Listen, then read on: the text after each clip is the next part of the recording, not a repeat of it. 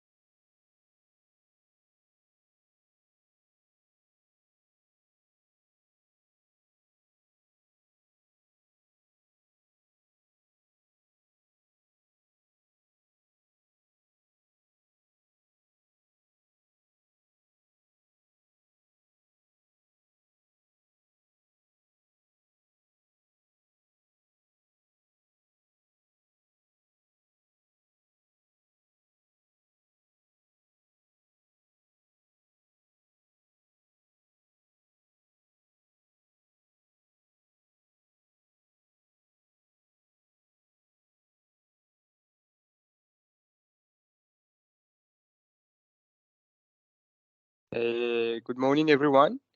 So, Vaibhav, you may start. I think we are okay.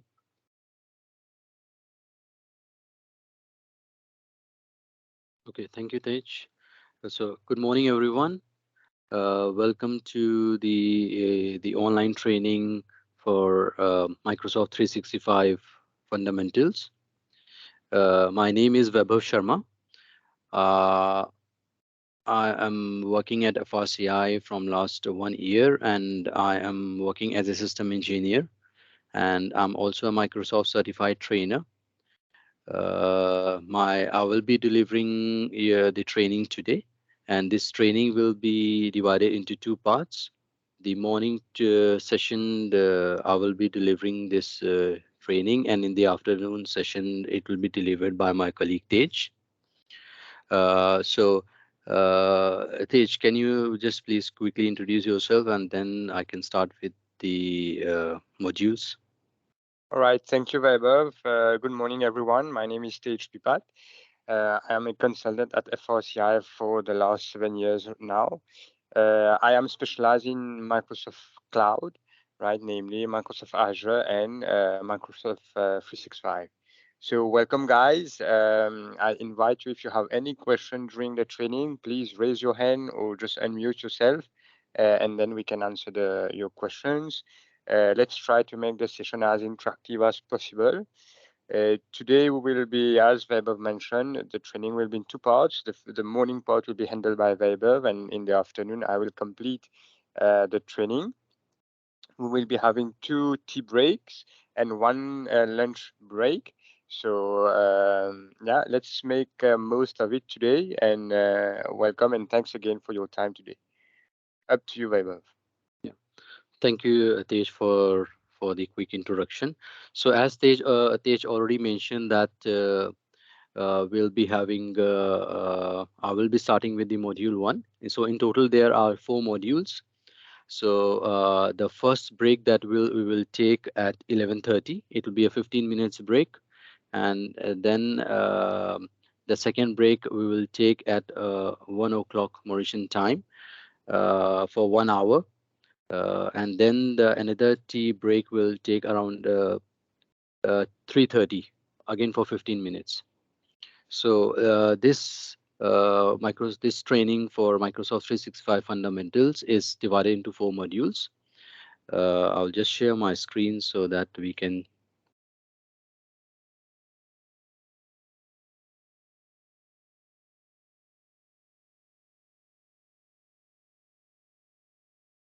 Okay, I hope everyone can see my screen.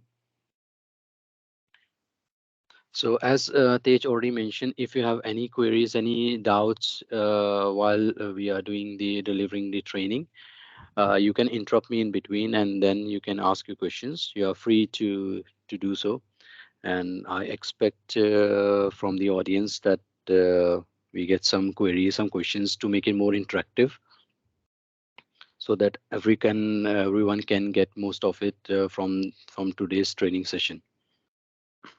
So we'll start with module one. So module one is basically about the Azure fundamental concepts. So here we'll be discussing about the fundamental concepts which are involved in Microsoft Azure. Before we start, I just want to introduce I hope that everyone must have heard about Microsoft Azure. So I will just give a quick introduction about Microsoft Azure. It's a public cloud Vaibhav, service. just 1 second. Shalini, you have Yes. a question? I see your hand raised. Yes, hi Weber. Just to Hello, Shalini. clarify, are we delivering the Azure training or the 365 fundamentals today? No, it's Microsoft 365, but we talk Ah, we're about starting with the Azure. fundamentals. We take about Microsoft Azure, and then we move on, because this is the like it's like a base, and the everyone needs to know about this before we start about for Microsoft 365. Absolutely. Thank you. Okay, no problem. Okay, so as I was mentioning that Microsoft Azure is a public cloud service, okay, where anyone can avail the services which are available for everyone. So we are going to talk about the fundamental concepts which are involved in Microsoft Azure.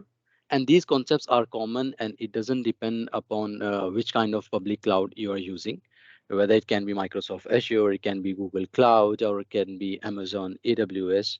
Okay, the concept, it remains the same. So in this session, we are going to talk about benefits and consideration of using the cloud services. What are the different categories of cloud services? And at last, we'll talk about the different types of cloud computing. Okay, so there are different types of cloud models. So we have three main categories of cloud models. One is public cloud. Second, we have private cloud, and the third, we have hybrid cloud. So private cloud is basically the services which are available over the public internet, and it is available to anyone who wants to purchase them. So it's a subscription based model where you pay what you use. You can reserve your instances. You want to use for 1 year, you want to use services for 3 years. It depends on the client and the person who wants to use such services. There are different kind of services which are available. We call it as a cloud resources, where you can have services for as a servers, you can have service for as a storage, and these services, they are operated by the third party cloud service provider, and it is delivered over the internet. If I talk about the traditional way, the way if I talk about 10-15 years ago, how the IT infrastructure was running, you have a data center where you need to have provision for air conditioning. You put your servers, you have to consider for electricity, power supply, and then you need to have a dedicated team who is going to look after the data center and networking, make sure data center is up and running. So all these considerations we need to keep when we have an on-premise data center. Or when we talk about the cloud, all these responsibilities, everything is handled by the cloud service provider. And the people who wants to take the services, they just they can avail these services using the subscription model. Depends what they need, and it is delivered over the internet. They are not worried and bothered about the power conditioning, how's the service, and their health maintenance. Everything is taken care by the third party cloud service provider. So if I want to give you an example for the public cloud, it's for sure it's Microsoft Azure. You have Google Cloud, you have Amazon AWS. These are the public cloud service provider. Okay. Now, if we talk about the private cloud also you get the same services, but it is exclusively for the organization. So it won't be available for anyone outside the organization who wants to avail those services.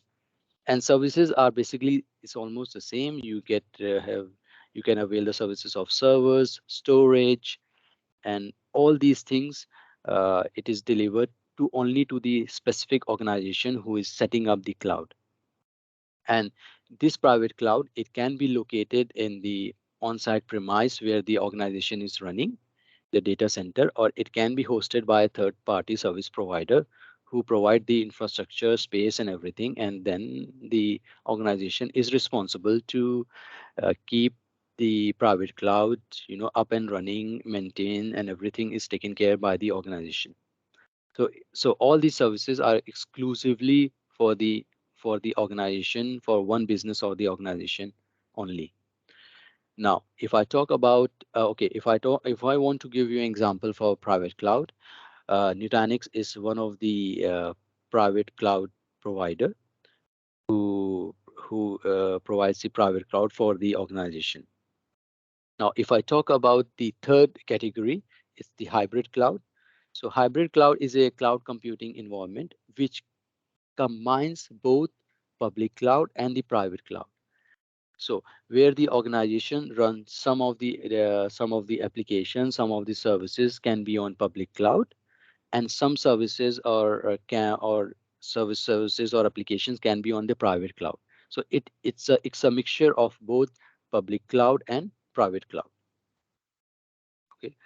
Uh, so these are the three uh, cloud models, which, as I told you, it's same for any cloud service provider.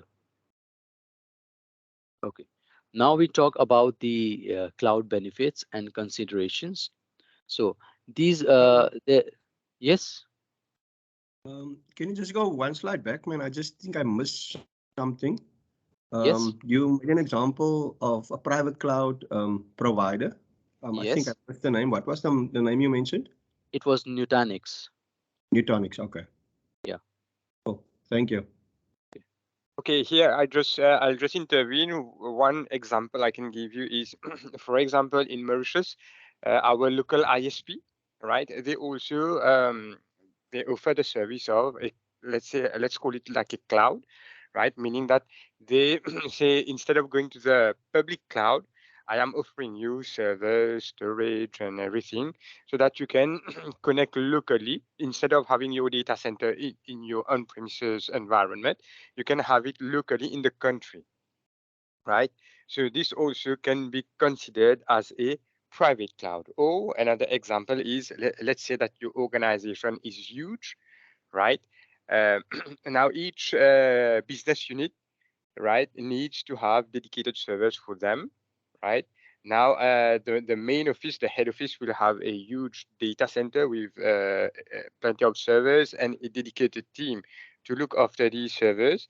And then each business unit can, for example, subscribe, even if we are within the same organization, but each business unit can subscribe with the head office. For example, I am the business unit of marketing. I need 5 virtual machines, 5 servers. So I subscribe to that, and we can consider this also as a private cloud, right?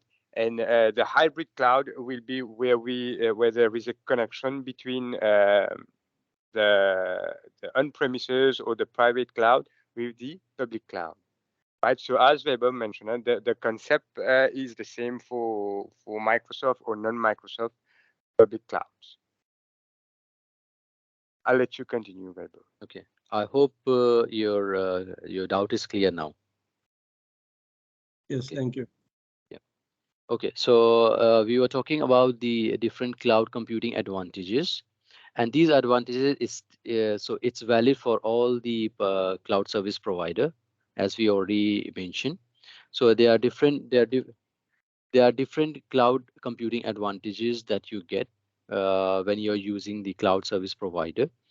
Like the different services you are running an IaaS, a web server, it can be an database server. These are just the simple examples that I can give you right now. So for the first advantage that you get is high availability.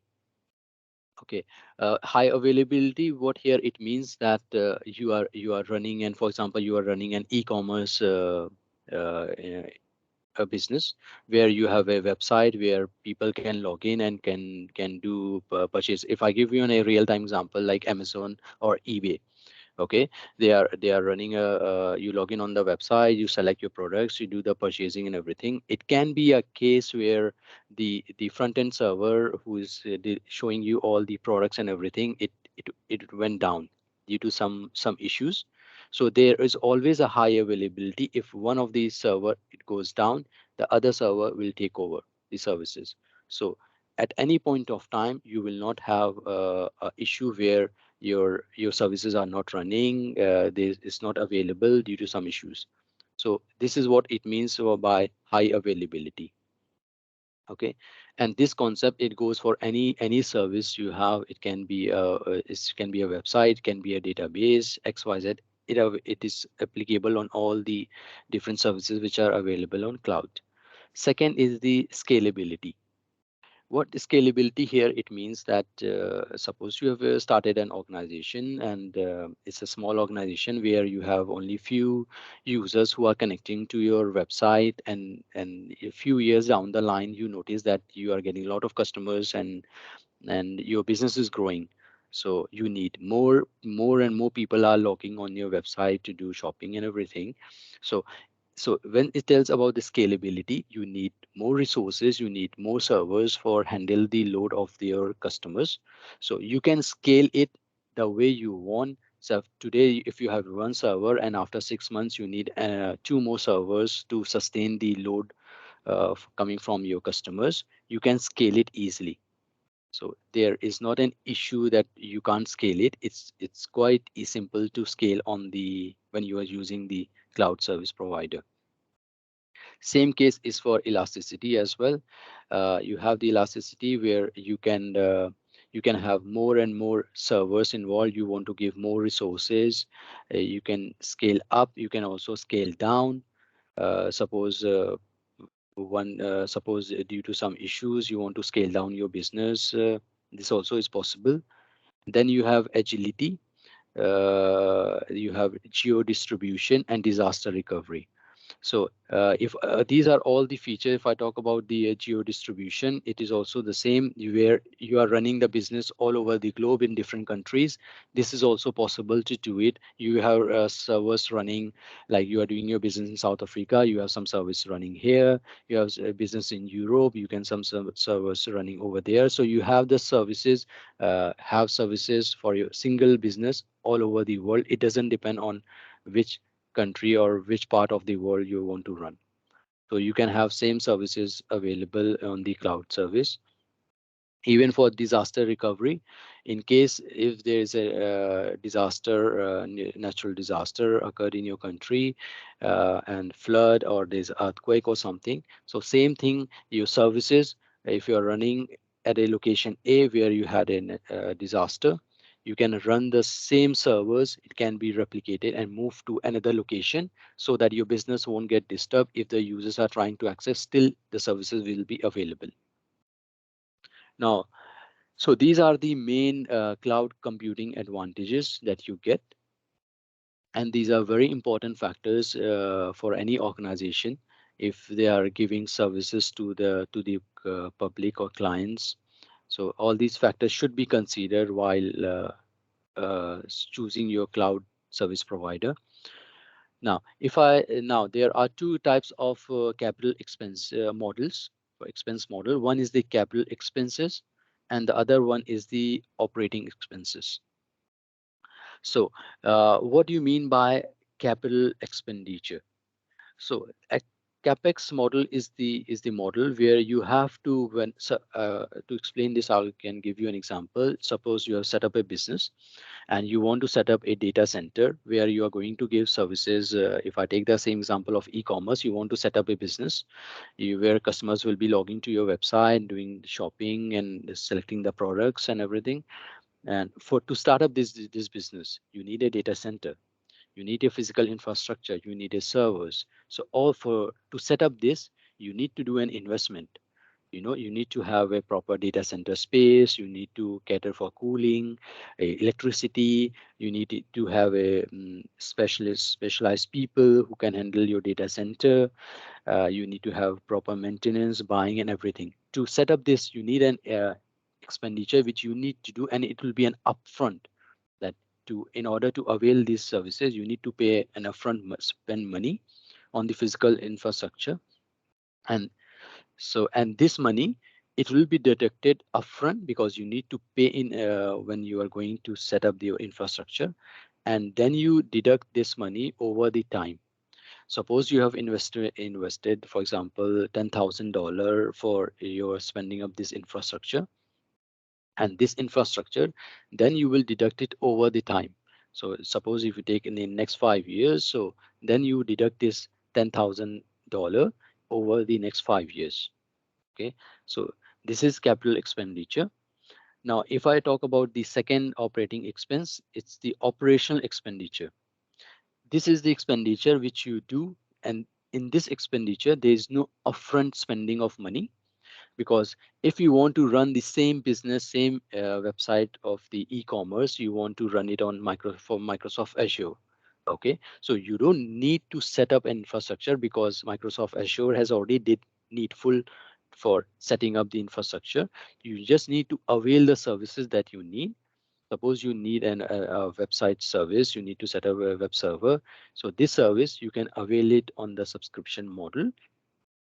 It depends on the requirement of the business, and here you're just spending the you're spending the money for the services which you are taking from the cloud service provider, instead of setting up a big infrastructure and spending thousands of dollars. So in this operating, it will be an operational expense, and there will not be any upfront spending of money. I hope you are able to understand the expenditure concept, what is capex and what is opex. Anyone has any question on this?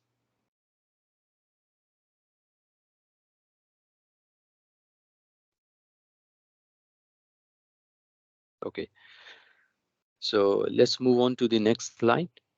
No, so the next slide we will talk about the different cloud services.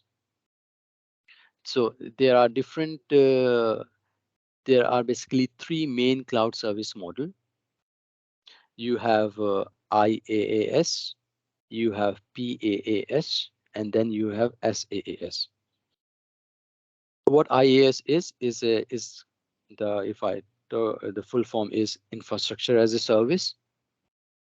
PaaS is platform as a service, and SaaS is software as a service. Okay, so I'll just explain you all these three cloud service models one by one. So in infrastructure as a service, what this model basically is that the cloud service provider will take care. If you see the figure which is on the right hand side, if you see IaaS, whatever is included in blue, it is taken care by the cloud service provider.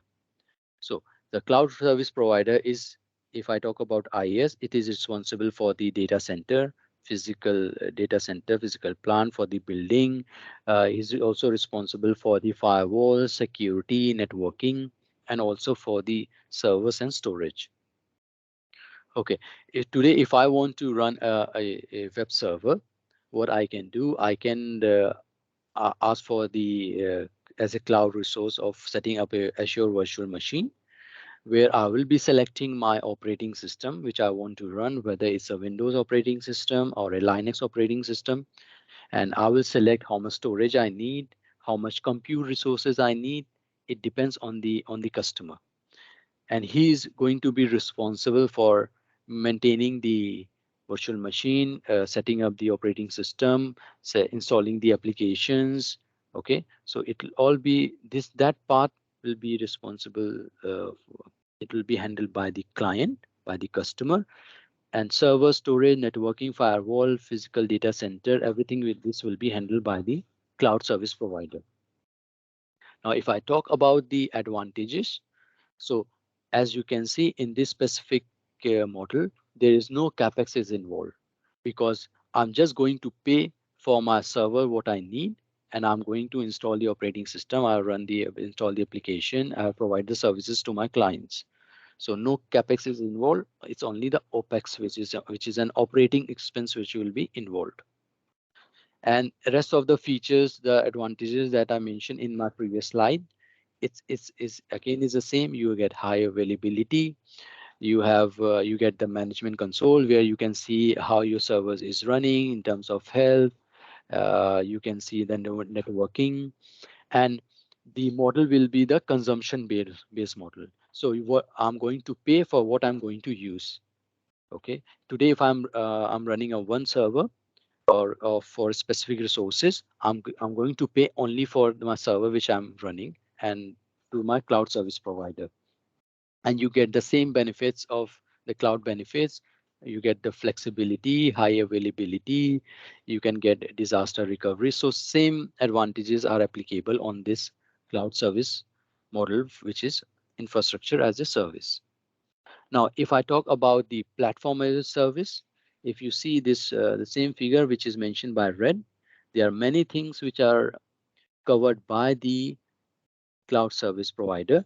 So if I compare between IaaS and PaaS, I can see the difference. What I can clearly see that the operating system and the development tools, the application is also taken care.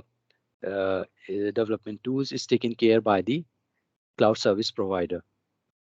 So if I want to give you an example for PaaS, it will be SQL database as a service, where you are just handling the application and your data which is running. You are not worried about the underneath layer, what operating system is running, about the storage, about the development tools, .NET framework, and everything is database management is already taken care by the cloud service provider. Now, if I talk about the advantages, you have the same advantages even in platform as a service, where you have no capex model, no capital expenditure, you have agility, you have management, same consumption based models, you have cloud benefits, you have productivity. Okay, and all these services you get as you get high availability feature as well. If today my service is down in my one location of the cloud service provider, that same service will be available on the in the location B. Okay, it can be within the country or it can be outside the country as well. Okay, now there is a disadvantage. What I can see here is the platform limitation, because now here we are dependent on the platform. If I take about the SQL as a service, you have a limitation that you have to use database only as a SQL. You can't have another database, which, for example, if I talk about MariaDB, it's another database as a service. So you are fixed for a specific platform that you are going to use here. Okay. Now, the third cloud service model is the software as a service. In If you see the same diagram where the green color is marked for the software as a service, where it also takes care of the application and the apps which are running. Uh, this also is taken care by the cloud service provider. For SaaS, I can give you an example. For example, Microsoft 365, it's a software as a service, where you are not worried about the application. You are not worried about the operating system and server storage. Everything is taken care by the Microsoft.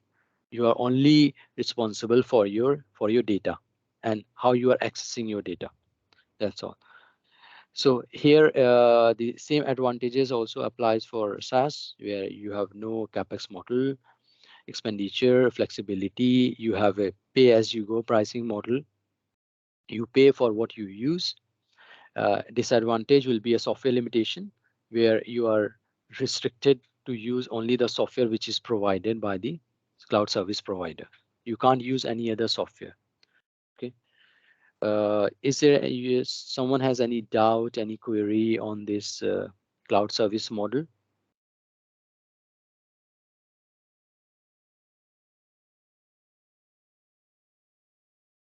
Okay. So we talk about the next slide now. So this slide is giving you the same information. If you see here on the diagram, where the thing which are mentioned by blue, all these things are taken care by the cloud service provider, is responsible to manage it. And so what is mentioned in the green, it is taken care by the responsibility of the client. So if I talk about on-premise, when you are setting your on-premise infrastructure, you are responsible for everything. You're responsible for storage, servers, the operating system, virtual machine, application, data. It's the responsibility of the organization itself. If I talk about infrastructure as a service, where it's the same thing, where the compute, networking, storage, physical building, data center is taken care by the cloud service provider, and rest of the data, application, operating system, virtual machine is for the client. For platform as a service, the application and data access client manages. For software as a service, the data and the access is managed by the client, and rest of the things are taken care by the cloud service provider. IaaS we consider as the most flexible cloud service model. So you configure and manage your hardware for your application. For platform as a service PaaS, is focused on the application development, and it is handled, the platform management is handled by the cloud service provider. For software as a service SaaS, is pay as you go service pricing model, you pay for what you use, and then the client will pay for the software that they are using on a subscription based model. Joining. Okay. Someone has any query, any doubt on this specific slide? Because this is the fundamental of the cloud services. As I told you, it's all these models, the services, advantages, the pricing expenditure model. It's common for all cloud service providers. Uh, so as I told you, is about the advantages, different cloud servicing models, IaaS, PaaS, SaaS, everything is common. Anyone has any query, any doubt, wants to clarify? Okay. So this is the end of the first slide. Sorry, of the first module, where we talked about the Azure Cloud fundamentals, the different pricing model, different kinds of cloud service. We talked about public cloud, private cloud, and hybrid cloud.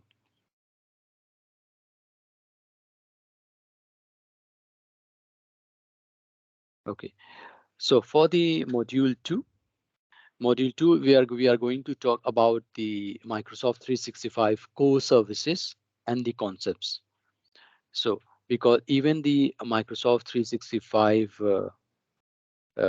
platform is a cloud service subscription model. So we need to understand what is cloud first. Then as we have already covered the module 1, so we understand, we know what is cloud, the different kinds of models, cloud models, different kinds of service models which are available. As we already know that Microsoft 365 is a software as a service, where the client, the end user is only responsible for the data and how it is accessing the data. The rest of the things is taken care by Microsoft. So in this module, the agenda will be that we will talk about what is Microsoft 365. We will talk about the different productivity solutions available in Microsoft 365. Describe collaboration solutions which are available in 365. We are going to talk about endpoint modernization. We are going to talk about management concepts, deployment options in Microsoft 365, and then we'll talk about the analytics capabilities in Microsoft 365. So this module is a bit long, so we'll cover all these agendas one by one. I'm sure that most of the people in the audience must have heard also about Office 365. So Office 365 was a formerly named earlier. So Microsoft has changed it from Office 365 to Microsoft 365. So this is where we are going to talk about Microsoft 365. What is Microsoft 365? Okay, so anyone has any idea about what is Microsoft 365? Did you ever are you using in your organization, or you have any information or something you like to share before I talk about Microsoft 365? Anyone from the audience?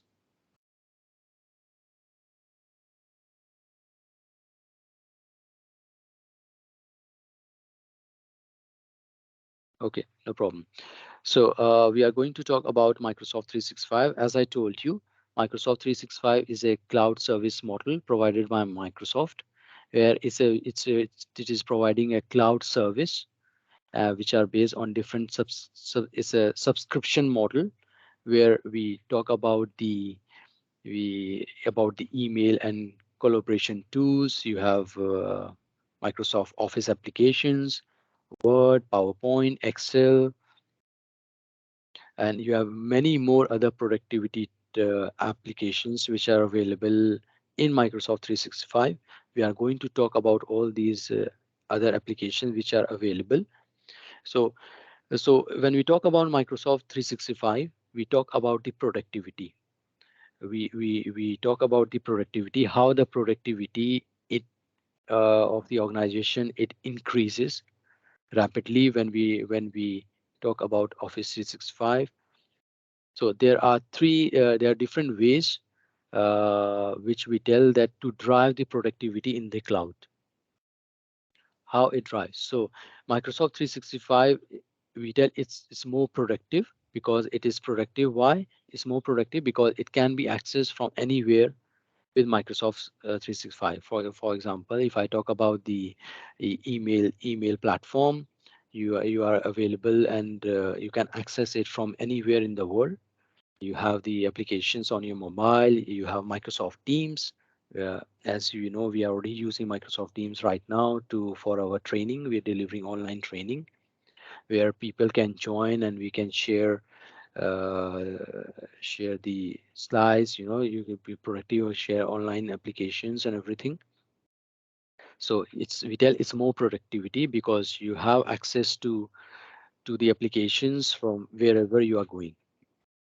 And then we talk about how it secure your organization, because there are many security features which are available on the on through Microsoft 365. You have mobile device management, where the organization can take total control on the devices which it is providing to their staff, to their users. It can be a mobile device, it can be a laptop. It doesn't depend which operating system it is running. So you have the security features.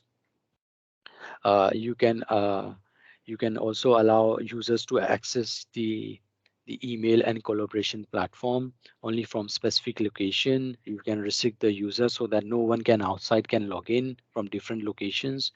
So these are the some of the main security features which are available for the organization through Microsoft 365.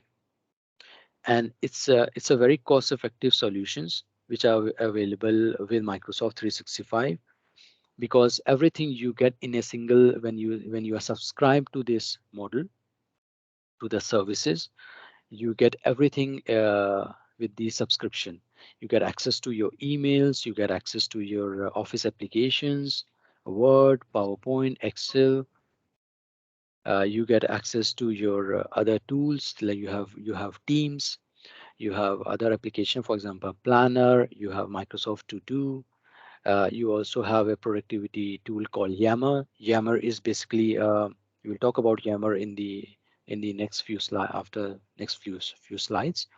It's a social networking platform similar to Facebook, but it is only used within the organization. And you also have a SharePoint, you have OneDrive. I'm sure everyone must have heard about these terms. So we are going to talk about all these applications, the services which are available with Microsoft 365.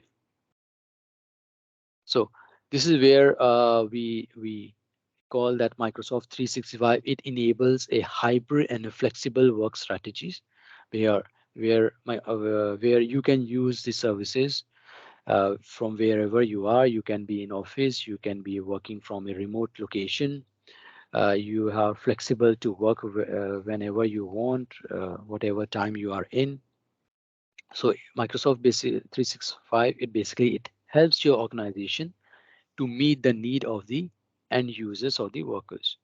So how it helps the organization, the workers of the organization. So it stay connected from where, as I already told you, that you are connected from anywhere in the world at any time with because it's a cloud-based service. The only thing that you need to access this cloud-based service is the internet. Once you have internet on your device, you can access these services from anywhere in the world. And you are not restricted to connect only the time when you are in office. You can also work and connect at any time you want. So it, along with the staying connected at from anywhere in the world at any time, you also have a secure sign-ins. And this is one of the great feature which you get with Microsoft 365. It's a multi-factor authentication. So now when I talk about multi-factor authentication, I give you an example. Suppose I'm using Microsoft 365. I have my email address, I have my password. Somehow, if I consider that someone else came to know about my password, and that person, he is not from Mauritius, he is from some other country, he might try to log in using my email address and my password. So if that person and the person has my email address and password, he can log in, he can access to my data, he can access to my all 365 services. Okay, so it's a potential threat. So in order to mitigate this security and the threat, Microsoft came up with a solution called multi-factor authentication. So even if someone has your email address and password, when he will try to log in, he will be prompted for multi-factor authentication. So it's a kind of a layer of security which Microsoft has enabled, that once you put your email address and password, you have to do a second factor authentication. It can be like you have different options which are given by Microsoft, where you put your when you do the setup of multi-factor authentication for the first time, you have to use your mobile number. Okay, so whenever after you set up with the multi-factor authentication, when you are trying to log in, you put your email address, you put your password, and you will be prompted for your multi-factor authentication. You select the option whether you want to get a call from Microsoft, where Microsoft's when you pick up the call, you will get a code, you enter the code, and then you will be able to log in successfully on Microsoft 365. So you have different options. You have a call, you can have a SMS, you can also use a Microsoft Authenticator app, which you can install on your smartphones. It can be Android, it can be iOS. You install the application, and then you will be getting a notification from once you are whenever you are trying to log in, and once you approve the notification, yes, you are the only one who is trying to log in, you will be able to log in successfully. If I take the case where someone came to know your email address and password, even if he tries to log in from some other location, you will be getting a prompt, okay, that someone is trying to log in. And if you know that you are not the person who's trying to log in, you can disapprove, you can block the access, and then you will come to know, yes, someone is trying to log in on your behalf, and you are not the real person. So this way it will secure yourself from this potential threat of losing your email address and your password. So this is the one security feature which is provided by Microsoft. And you have other secure built-in security features on Microsoft 365, which will also protect against malware, malicious attacks, and data loss. So you have different kind of threat policies which are available on Microsoft 365, which are you have anti-spam policies, you have anti-malware policies, you have anti-spam policies. So these are the policies which will protect whenever anyone is trying to send you a phishing email, where it's trying to show you that someone or your colleague is trying to send an email, but he's not the real one. But when you will see the mail, you will see as if it's your someone in you from your office is trying to send an email, and he will ask you several sensitive information. It can be related to your office email address, your password, or it can be bank account details and everything. So all these features are provided by on Microsoft 365 to protect you from these malicious attacks and from malware and from the phishing attacks. So it has to be configured on your Microsoft 365, and so that you can get protection from these threats. Now we talk about how we can manage your hybrid workers devices from the clouds with these security settings. So if we consider an employee in the organization who is supposed to work remotely, work from different locations, and has to travel to different offices located in different part of the world. This can also be managed for these kind of workers. They can log in. We can have a security in settings. We can allow for specific people who are supposed to log in from different parts of the world. We can also restrict, okay, if this user is traveling to a remote location, different remote location, we can also allow which application we should allow for this user. Okay, if you want to, as per the business requirement, he should be only allowed to access emails, so he can only access emails. He will not be able to access OneDrive, SharePoint, and other applications. So this is also possible to with Microsoft 365. And also you have a system health check where you can check the health status of Microsoft 365 if all the services are up and running in order to be compliant with the compliance policies. Now, the last point which I would like to talk about here is the collaborative and productivity tools which are available with Microsoft 365. For if we talk about Teams, on Teams you have different features available where you can have online meetings, you can chat with your within the organization and also with the people who are outside external. You can have a shared workspace, you can share documents, you can share files, etc. You can have different kind of tasks available. You can have it on Teams. You can also have different teams created for different departments, and then you add the different colleagues, people who are working in the department, so that you can collaborate in a better way. You have easily exchange information. Instead of using emails, you can also use this Microsoft Teams to exchange information. It can also be used for for any project work. You can have a Teams created for your project work, and you can share the files, documents within Teams. So this is a very good one of the collaborative tools, and we call it as it's a very productive tool, Microsoft Teams, which is available with Microsoft 365, which has all these features which I told you just now. Anyone has any question till now on Microsoft 365? Any doubt? I hope everyone is clear with with the multi-factor authentication, because it's very important from security point of view, about the teams, the features available.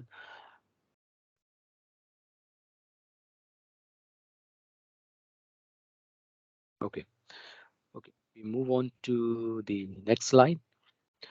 Now, here on this slide, we are talking about, we'll talk about the difference between Office 365, Microsoft 365, and Windows 365. As I already told you in the starting that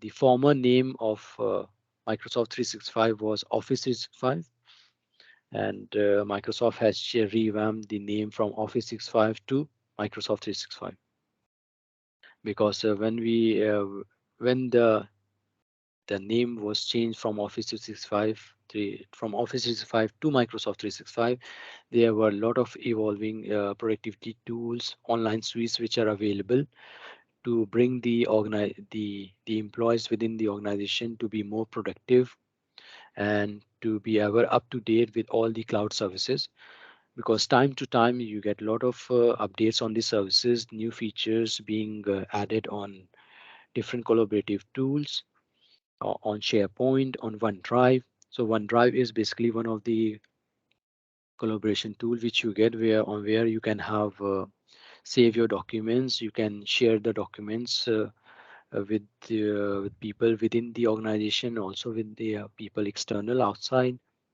You can SharePoint is also one of the collaboration tool which is available for sharing of the information. You can have an intranet, have intranet on SharePoint.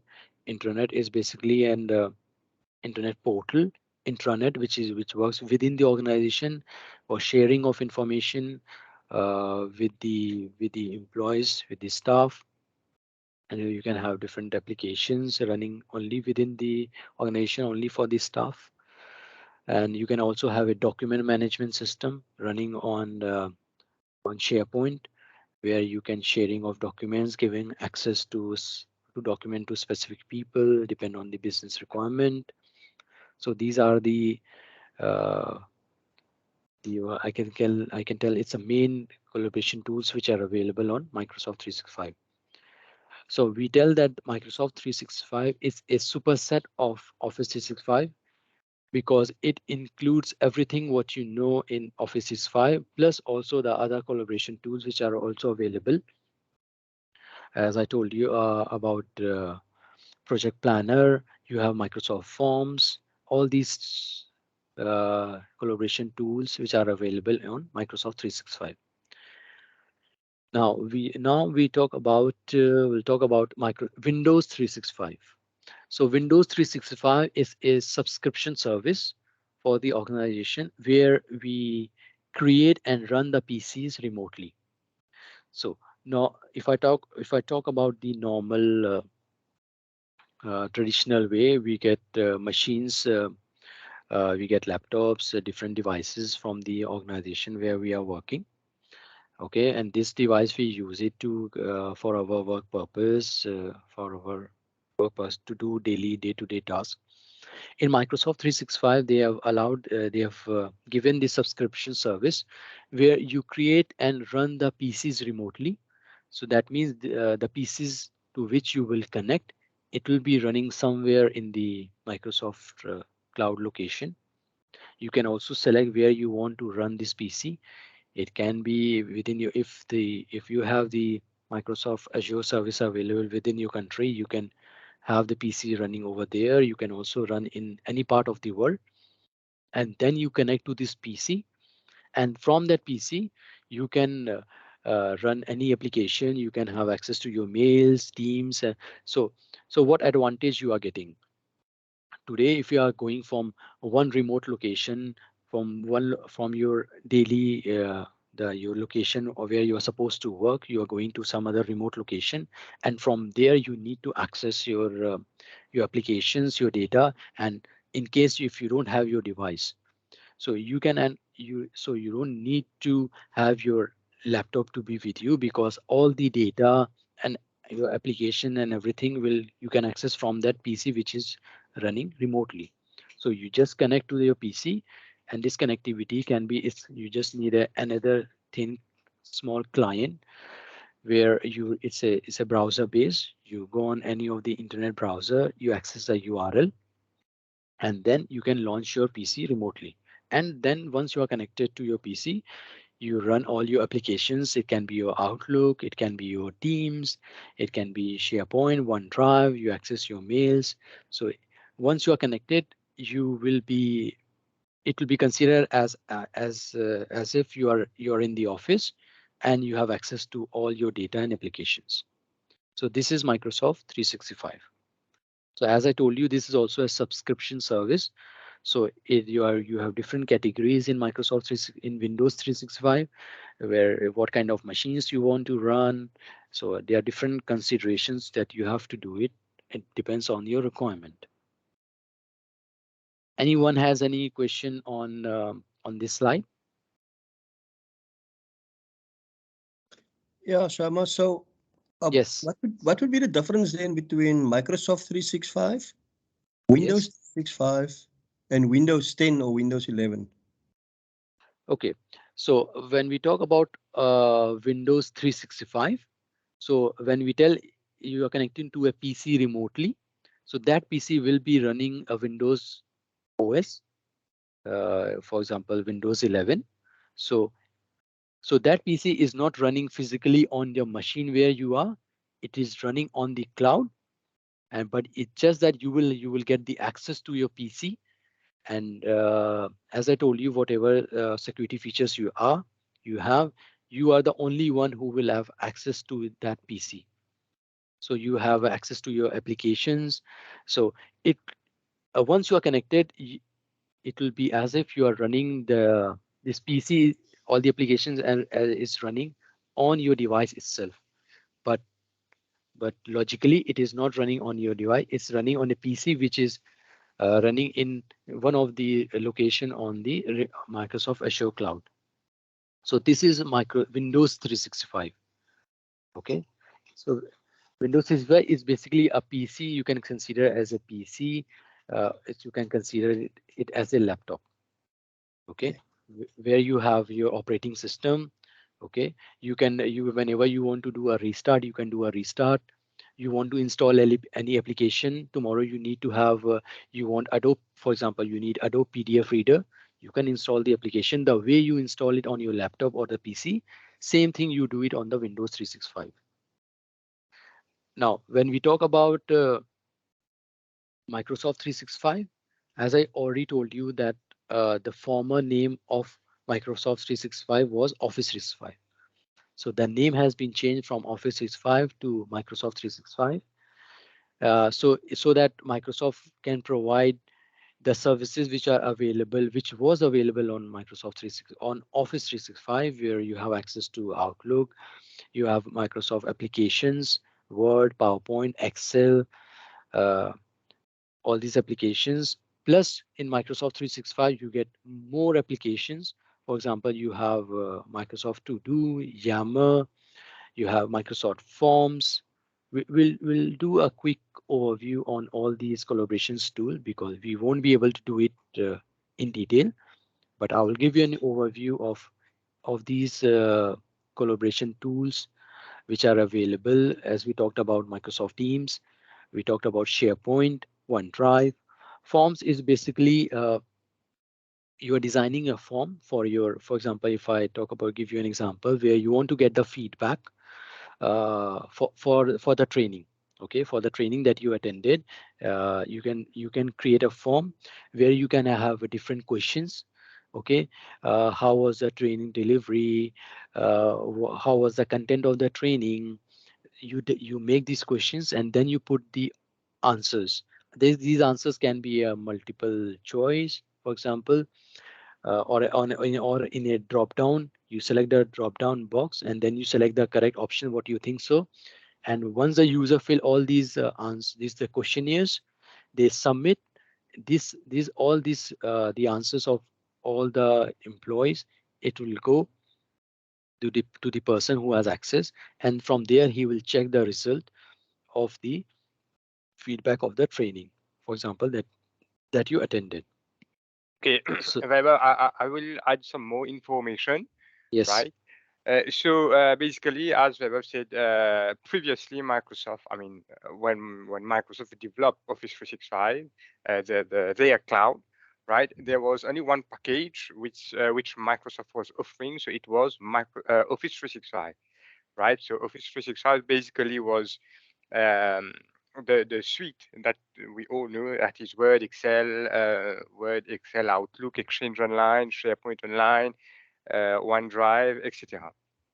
At a moment in time, Microsoft says, okay, I am going to enhance this suite of products, right? And I will create a new package which is called Microsoft 365. Right, so Microsoft 365, of course, it's a bit more expensive than the Office 365 suite, right? So inside of the Microsoft 365, they have added security features, for example, um, conditional access, what the Weber has explained a bit earlier. You have different kind of anti-spam. You have an antivirus for your PC. What else? So it's like a mixture of, I mean, not a mixture, an addition of Office 365 plus security features, right? And also, right, you also get an upgrade from Windows 10 Professional. Okay, for example, today, my laptop, when I bought it with some shops, right, it came with Windows 10, okay, Windows 10 professional. So with since I have a Microsoft 365 license, so I am eligible to get an upgrade of the operating system from professional version to enterprise version. With the enterprise version, we get more and more security features. All right, these security features is already included in my package. All right, so and then the Windows 365, it's a newbie in the different suite of products in Microsoft Cloud.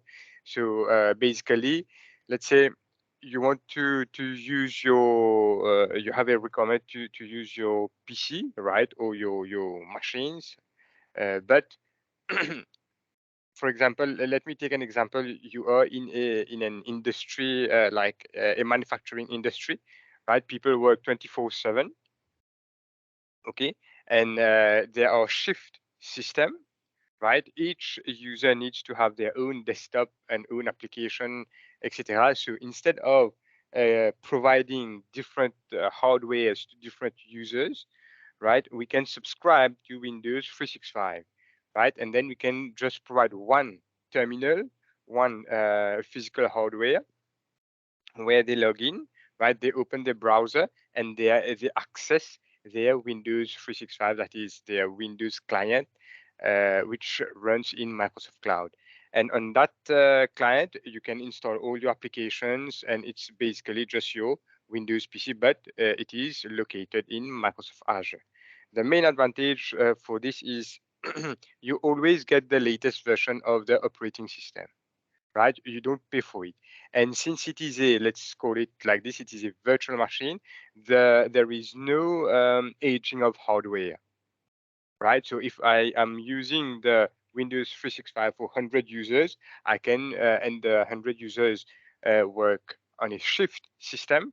So I just need to provide them with like an entry, a point of entry, which will be a very simple endpoint or PC, right? From there, they can connect. Of course, the biggest, I will call it limitation, will be you need to have a good internet connection.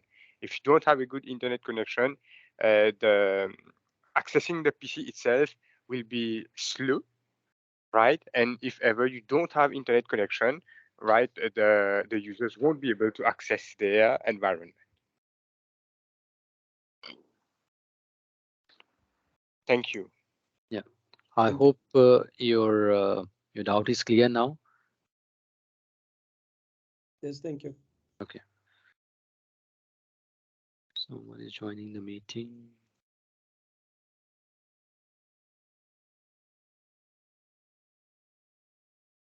Okay, okay. Now we are going to talk about the different subscription options which are available on with Microsoft 365. So as you can see on the screen, there are 4 different categories. One is the first one is Microsoft 365 Home.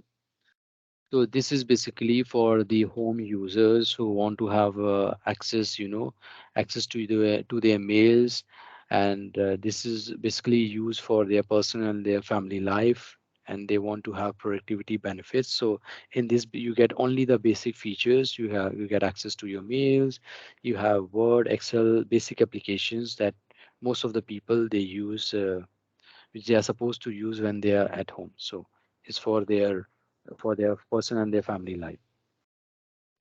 This is one of the subscription model option. So this also is, as I already told you, is pay as you go.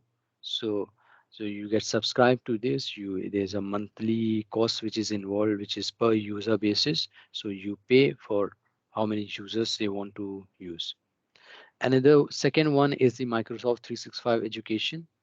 So this subscription option is only available for educational institutions. It can be schools, it can be colleges, universities. So these are the educational institutions which get access to Microsoft 365 Education. Being a personal person who cannot get access to this subscription option. So it's only dedicated to the educational institutions. Yes, and for this one, you need to prove that you Yes. are an educational institution to be able to benefit from it. And normally, you get some free licenses, so that since you are an education organization. Yes. Thank you, Tej. Then the third one is Microsoft 365 for Business. So this subscription option, it is designed for small and medium-sized organization. So in Microsoft 365 Business subscription option, there are three subcategories. You have Microsoft 365 for Business Basic. You have Microsoft 365 for Business Standard. And then you have Microsoft 365 for Business Premium. So these are the three different subcategories options for the subscription for Microsoft 365 for Business. And each and every category has a different pricing for which is per user basis per month you're supposed to pay. And the more higher you go from business basic to premium, it's more expensive, and but you get more features in terms of more security features.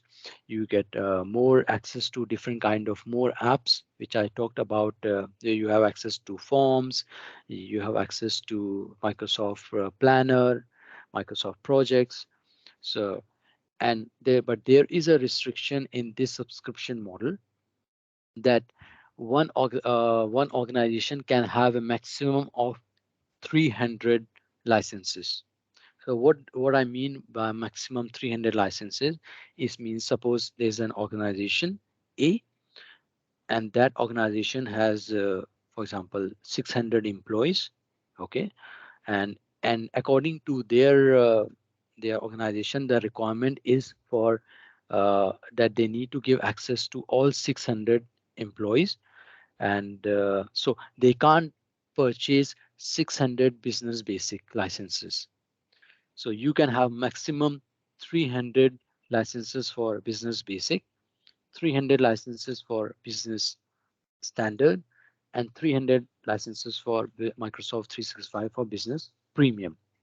So if I take this example, so either you can have 300 business basic, and then you can have 300 business standard, or you can have 300 business basic and 150 business standard licenses and 150 business premium. So limit cannot exceed more than 300. Okay. For the last subscription option which is available for enterprise for large organization is Microsoft 365 Enterprise. In this also there are three different categories. You have Microsoft 365 Enterprise E1, and then you have Microsoft 365 Enterprise E3, and then Microsoft 365 Enterprise, which is E5. So in this also you have three different categories of subscriptions. And but in case of enterprise, you don't have any restriction. You can have 5,000 enterprise Microsoft 365 E3 licenses. There is no such restriction of 300, which is what we have in business. In this also, it starts with E1. It goes from E1, E3, E5. So as you go higher, the price will go higher per user per month, but you have more access to applications. You have more access to application. You get more access to, as Tej informed about you get access to the Windows license. You have free upgrade to do it. You get Microsoft Endpoint Defender, which is the antivirus from Microsoft for your endpoint. It can be your Windows machine. So as you go higher, you get more features, you get more access to more applications, and the price also goes higher. And there's no restriction on the number of licenses that an organization can purchase. You have restriction, as I told you, in business, 300 per category, per subcategory, but in enterprise, you don't have any such kind of restriction. Anyone has any question on the subscription options?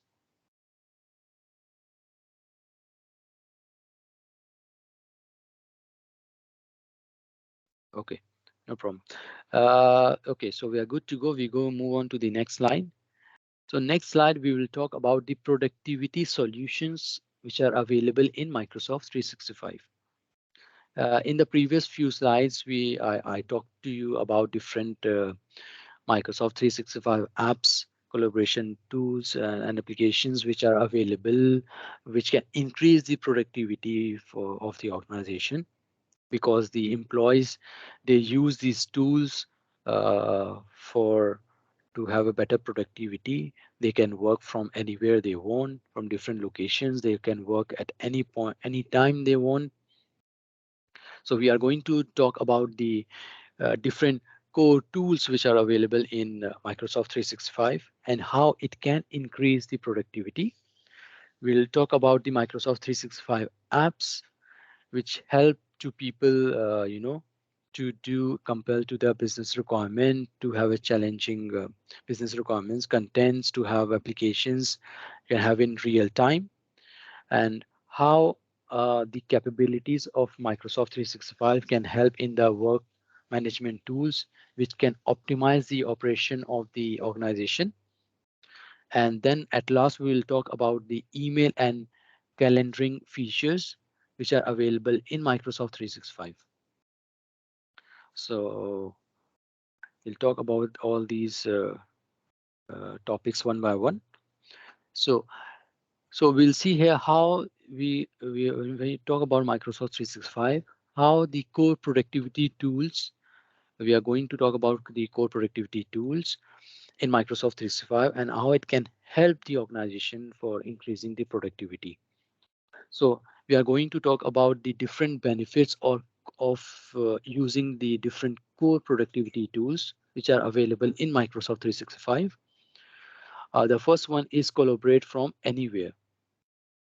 So as I told you in my previous slide about Microsoft Teams, you can have online meetings, you can have chat, you can have workspace available for you.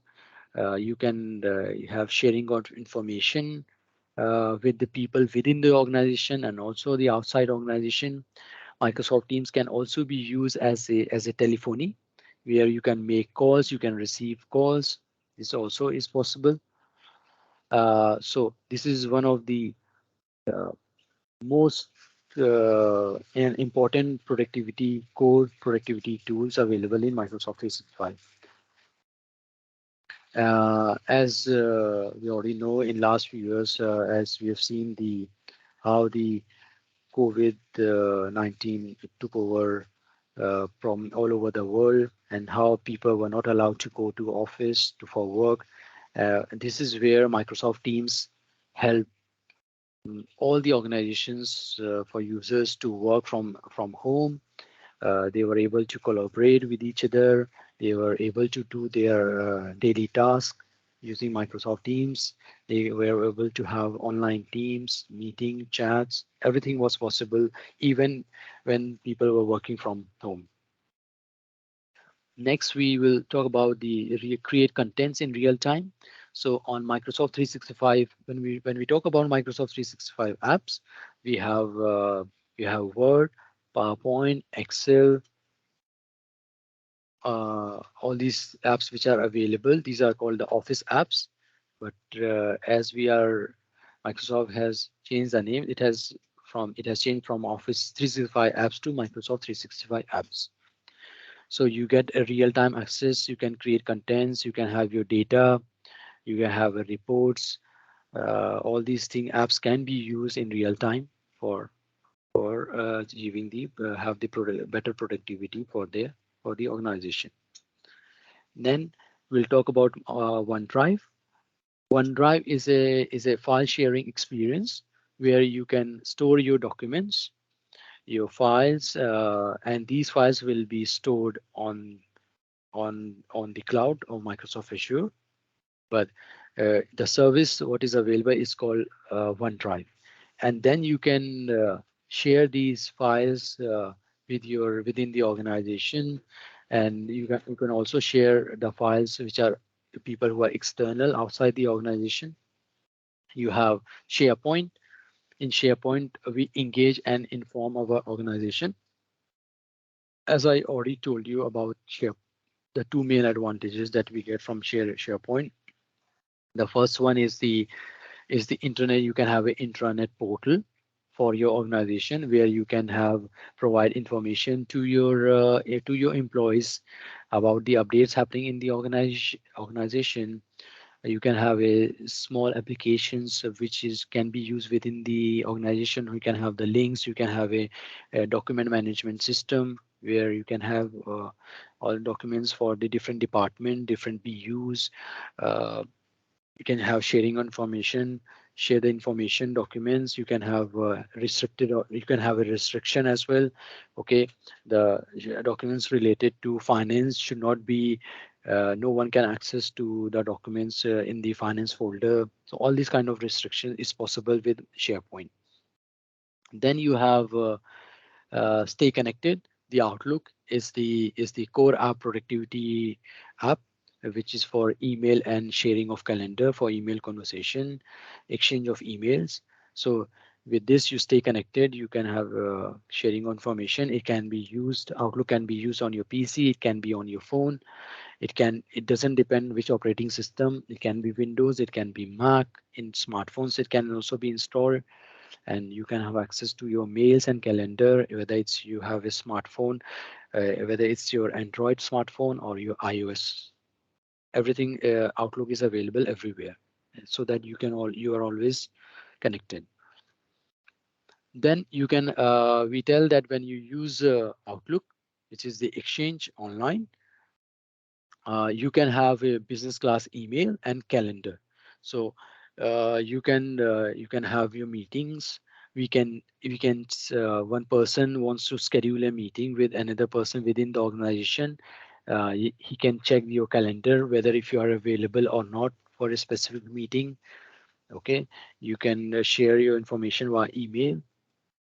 You can also share your calendar with another person to see the availability, the schedule of the person for scheduling of meetings. You get, as I told you, you get scheduling assistant where you can check the calendar of each and every person to have a better share scheduling of meetings, so that everyone will be can check the availability for everyone for to have a meeting.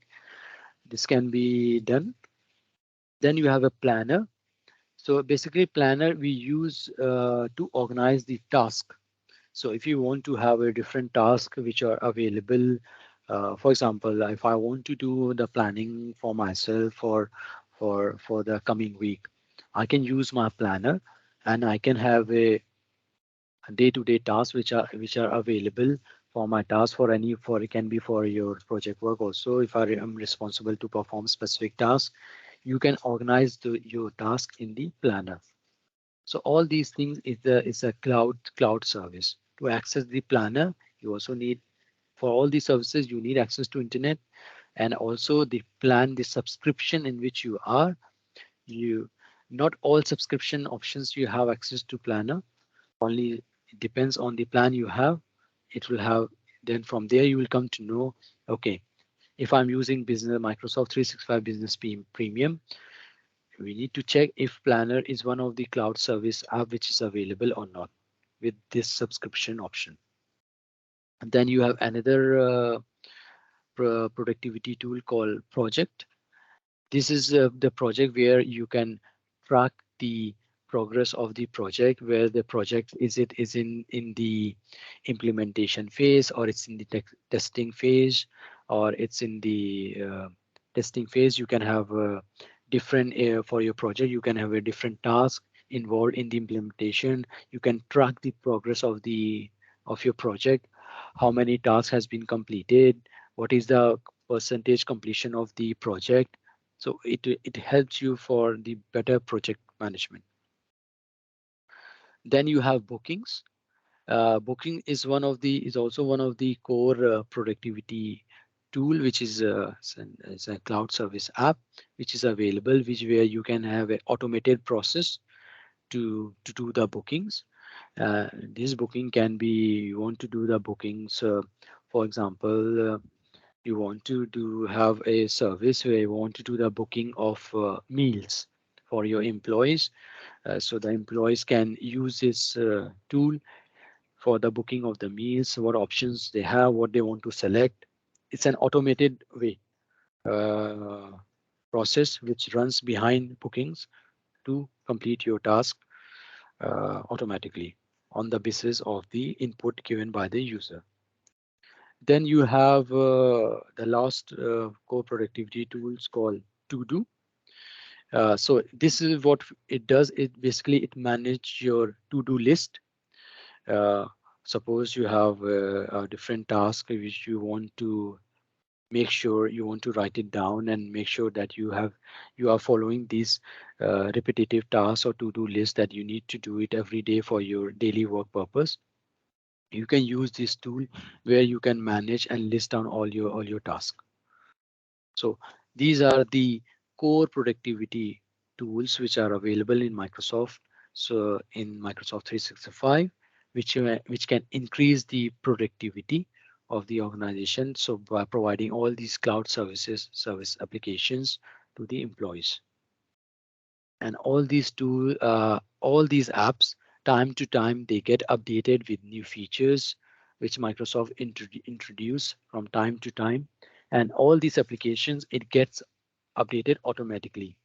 You don't need to check for the if there's any update or not. Whenever there's update is available, it will be downloaded in the background, and once it's done, you will be notified to just close the application and open it again, and then you will be, once you restart the application, you will get your latest application version. Anyone has any doubt on these core productivity tools?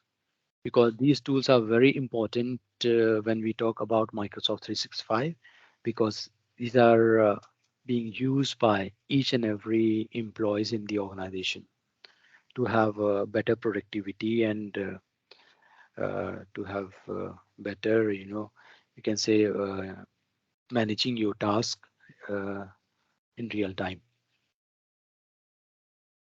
Yes, we have a Anyone? question. Yes.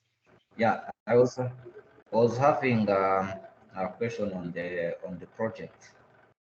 Yes. Yes. Yeah, if you say like stay on track effortlessly, what does it do exactly? Does it like divide the project or into different tasks and you are able to track them? Because we know there are very specific tools for project management.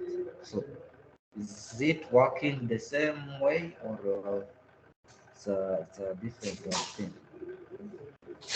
So it works exactly in the same way. Microsoft Project has been there since a long time now.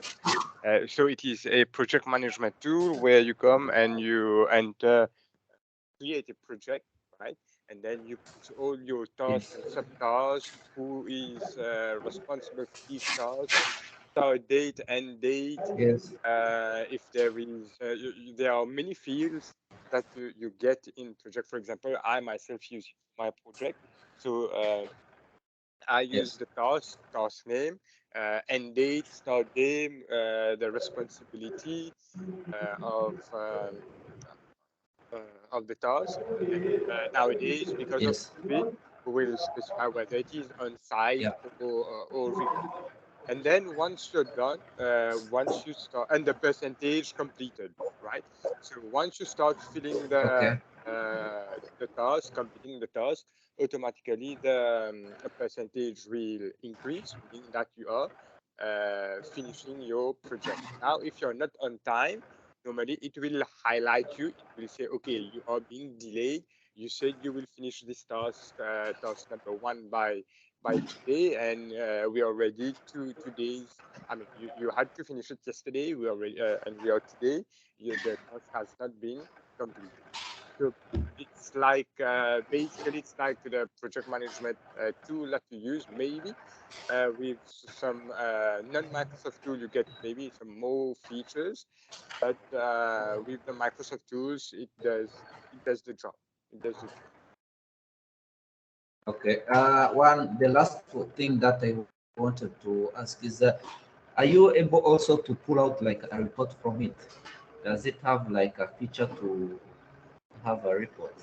Yes, you have a report from it to track the progress of the project.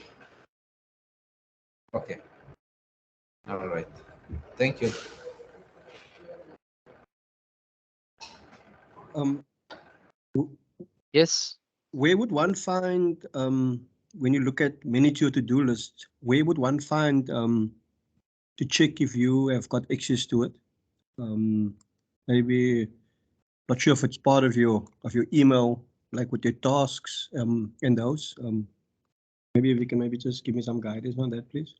Okay, if you it depends on the license that you have, and then if you go to portal.office.com, right, you log into your portal, right, you will get on your left hand side, right, it will show you all the products that you have access to.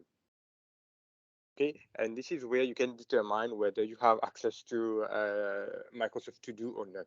And also to note that Microsoft To Do is an application that can be installed on your PC, right? Just as OneNote or just as Outlook. Once you are sure that you have the license, you can install the application on your PC, and then you log in, and then you will be able to use it. I'll just show on my screen. I already have Microsoft To Do application installed on my laptop. So if I just click on it, this is the application which is installed physically on my laptop. Okay, so you just install it time to time. It will get updated, and then you note down your task. You create your list, what list name you want to put, what kind of task you want to have. You can this is where you create a list, and then it depends on what kind of to do task you have every day involved in your daily work life. So this is the interface of Microsoft To Do. You can update it time to time. If you have already done the task, you have the option to select okay, done, so that you will know okay, you have completed this task, this to do, one of the tasks involved in the to do. Okay. Thank you. Anyone else has any question right now?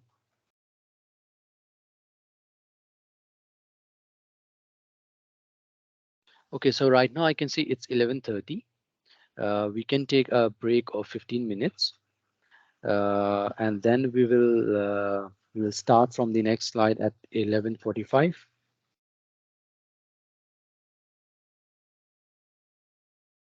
Is it okay, Tesh? We take a 15 minutes break now. All right, thank you. Okay, thank you, everyone.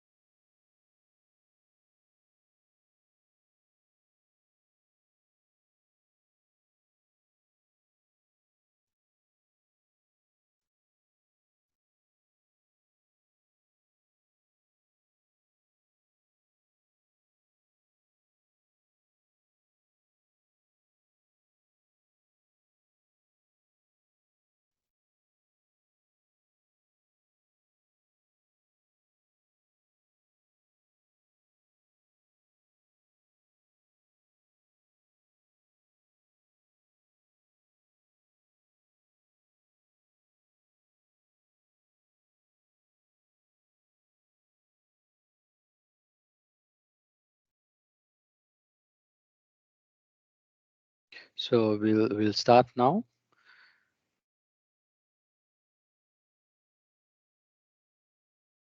Okay. So in before the break, we saw the different core productivity tools, apps which are available in Microsoft 365. We have got the overview of each core productivity tools. Now we are going to move towards the some of the Microsoft 365 apps, which helps to increase the productivity. So when we talk about Microsoft 365 apps, so these apps, it has the benefits, some of the benefits which are which are available. And as I already mentioned it to you, that these apps are these are all cloud services apps. So all these apps, they work across multiple devices. You can have these apps which are available on your laptops. Laptops can be running Windows operating system, Mac operating system. It also works on your smartphones, whether it's Android or iOS. So it works across multiple devices.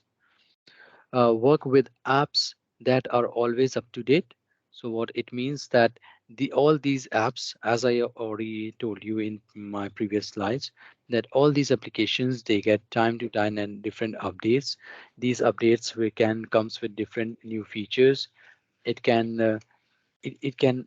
work with different apps and different features. It can have some minor bugs also get resolved as well if they identified some few bugs in the current version. It also work intelligently through connected experiences. So it always syncs. If you have an app running on, for example, if I take about the application called Teams. You are using Teams on your laptop, okay, and you have used then for due to some reason you are not in front of your laptop, but you want to make sure if you have any updates on the Teams you want related to a project for a work purpose, you want to check. So you have always sync is always syncs across different devices. So you will have the latest updates and everything, even if you look it on the phone. So this is what it means. It works intelligently through connected experiences. Okay. Now we'll talk about some of the applications which are included in Microsoft 365 apps. And these apps are considered as the applications which help to increase the productivity. So these apps are Teams. We already talked about the Teams, what it does, what are the features available on Teams. You have Microsoft Word, where you have for creating the documents. Then you have Excel, you have PowerPoint, you have Outlook, and OneNote. So these are all the applications which are included in Microsoft 365 apps.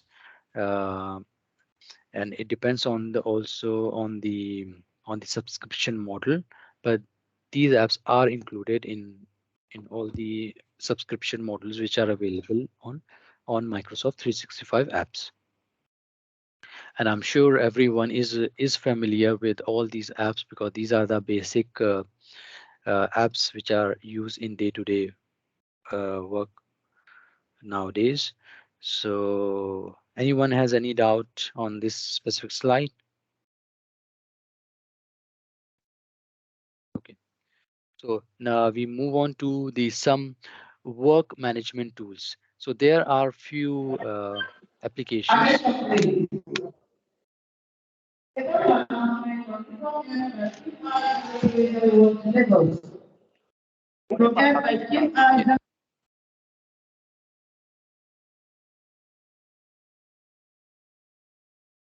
I will request anyone if someone has any questions or doubts, then only they unmute themselves. Otherwise, please try to keep yourself in mute so that we don't get any background noise. Thank you. So now we'll talk about the some work management tools applications which are available in 365. One is Microsoft Project, which we talked few minutes earlier. that it's a very powerful project management tool, which is designed for doing the project management, where you have different tasks involved. You can get the status, what is the status of the project, how many tasks are completed, how many tasks are not completed. So you get an overview of of the project by using this project management tool. Then you have a planner. This is also a work management tool. It's a cloud application as an application tool, which is for collaborative task management, where you can plan your work. How, okay, what are the planner you want involved in the task? How many tasks are involved is for a specific project. So for the management point of view, and you can note down your progress and everything when you use project planner. Then you have Microsoft Booking. For this application, it's a web-based appointment scheduling and management system. If I want to give you a real life example for this one, it can be considered as in, for example, in case of hospitals, yeah, you want to take an appointment with the doctor. So this is the application which can be used in this specific case. It will be a web-based appointment scheduling and management system, where what you can do, you can log in on the website of the hospital. You select your doctor, which doctor you want, what time, date, and time, and everything. You put it for your appointment, and through this web-based appointment scheduling system, it will book the appointment for you. And instead of calling someone and waiting for someone to reply and give you whether appointment is available or is not available. So this is a real-time example can be used in this specific case. Then you have Microsoft To Do. As I already showed you on my laptop, that it's also a task management application that makes it very easy to plan and manage your day. You can day-to-day tasks, you can mention, okay, today I'm supposed to do 5 tasks. You can note down your tasks before you start your work, and then during the day you can check your progress, how many tasks you have completed, how many are pending. So it's a it's a great application for managing your day. Okay, now we'll talk about different business class emails and calendaring options which are available with Microsoft Exchange. So the application that we use for this specific requirement is the Outlook application. So in with the Outlook application, you on Microsoft Exchange, you get a business email and calendaring option, where you stay connected, you customize your mail, you have your you can have your email conversation using your Outlook application. You can share your calendar with the person inside or outside the organization for scheduling of meetings. You have a very simplified admin console of Microsoft Exchange, where you can have creating of mailbox for the users, assigning the licenses for the users, for even for the signature and everything on the email signature. Everything can be done using Microsoft Exchange. Suppose if you want to deploy a Office add-in, this can also be done. So all these features are available on Microsoft Exchange. So this will be it's an admin console basically used by your Microsoft 365 administrators for doing the creating the mailbox for the user, assigning the licenses. All these things are done on the Microsoft Exchange Online Center. And the application that user use, the front end application to managing their mails, receiving mails, sending mails, it's the Outlook application. So this Outlook 365 is an application which you get along with Microsoft 365 application, your subscription model. This also you can install it on your machine, whether it's Windows or it's iOS or your Mac. You can also access your application on the browser.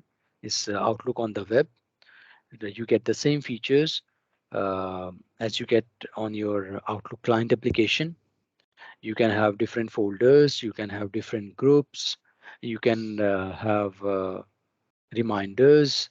You can have you can set up out of office. If you are out of office, you can set a automatic email notification. If someone within the organization or outside the organization is sending you an email, that person will get an automated reply that you are out of office. And you can set up your message, what message you want to deliver if someone is sending you an email in case you are out of office. So these are the features you get, and time to time you get an update on Outlook with new features. With any, if there's any bug or any issue, it gets resolved in the next upcoming updates. You also get some to try out the new features which are coming up in the next version of the Outlook. This also is possible. As you can see on the interface of your on this specific slide, you must have seen, you can also see the status of each and every user. If that user is also using the Teams, it can show you the status of the user in real time. For example, if it is showing in the green, as you can see a green symbol, it's a square box. Now it's instead of a square, it's a circle now in the latest update. If it is showing green, it means your that specific person is available. If it is red, it shows that it's every color option has a meaning for it. Someone is busy, or if someone is not in front of his or in front of his machine, it will show you appear away, busy, available. All these features you can come to know about the status of the other user. Anyone has any question on this specific slide? Because this is the core productivity tool in Microsoft 365 for your email. Okay.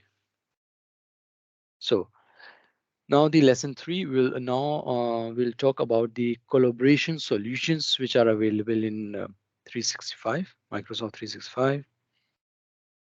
So in this specific lesson, we are going to talk about the teams, how teams can help people connect and collaborate to do their best work. How we are going to talk about in brief about Microsoft Viva. It's a latest Microsoft cloud service which is available to help the organization to create excellent work cultures, providing relevant information to the users. Uh, Not everyone is using Microsoft Viva because it's quite new, but we will do a quick walkthrough about it. Then we'll talk about the different features of SharePoint and OneDrive. What features can provide a file sharing experience, and how Yammer is also a cloud service which helps to create a social networking. So it's, you can compare it similar to Facebook, but it is available only within your organization. Okay, you can have communities, you can have sharing of information in different communities, sharing of information by the employees, by the organization, and all these things are possible with Yammer. So we'll talk about these collaboration tools one by one. So we'll talk about Teams. What are the features available on Microsoft Teams? What are the different functionalities that comes with Microsoft Teams? So you on Teams, you have the option to create different teams. For example, you are working in an organization, you are working in the finance department. So you can have a team specific for your finance department. Okay, and then you can add your the users, the employees who are in the finance department working for finance department. You can add those users, and then you can have a different channels are basically so you create the teams first, and then you have different channels within. You can have multiple channels within your team, and these channels can be related to a, you can have one channel related to a project, one channel related to some briefings, any updates within the finance department. You can have one channel for a specific financial year. Okay, so all these things are possible, and then you can give access to each and every channel also, so that people from marketing department or from IT departments cannot have access to those specific information. You can have one channel related to a sensitive information about the finance of the finance part of the organization. So these things are possible with Teams. And when you create these channels, you can chat among the people who have access to the specific channel. You can sharing of documents. Okay, all these things are possible with by creating a team and different channels. Yes, we have a question. Yes. I can see someone raise the hand.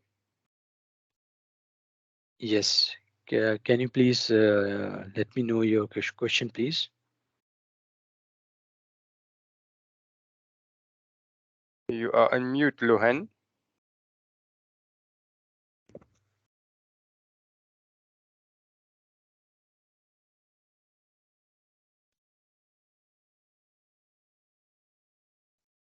Lohan, we are not able to hear you. You are on mute.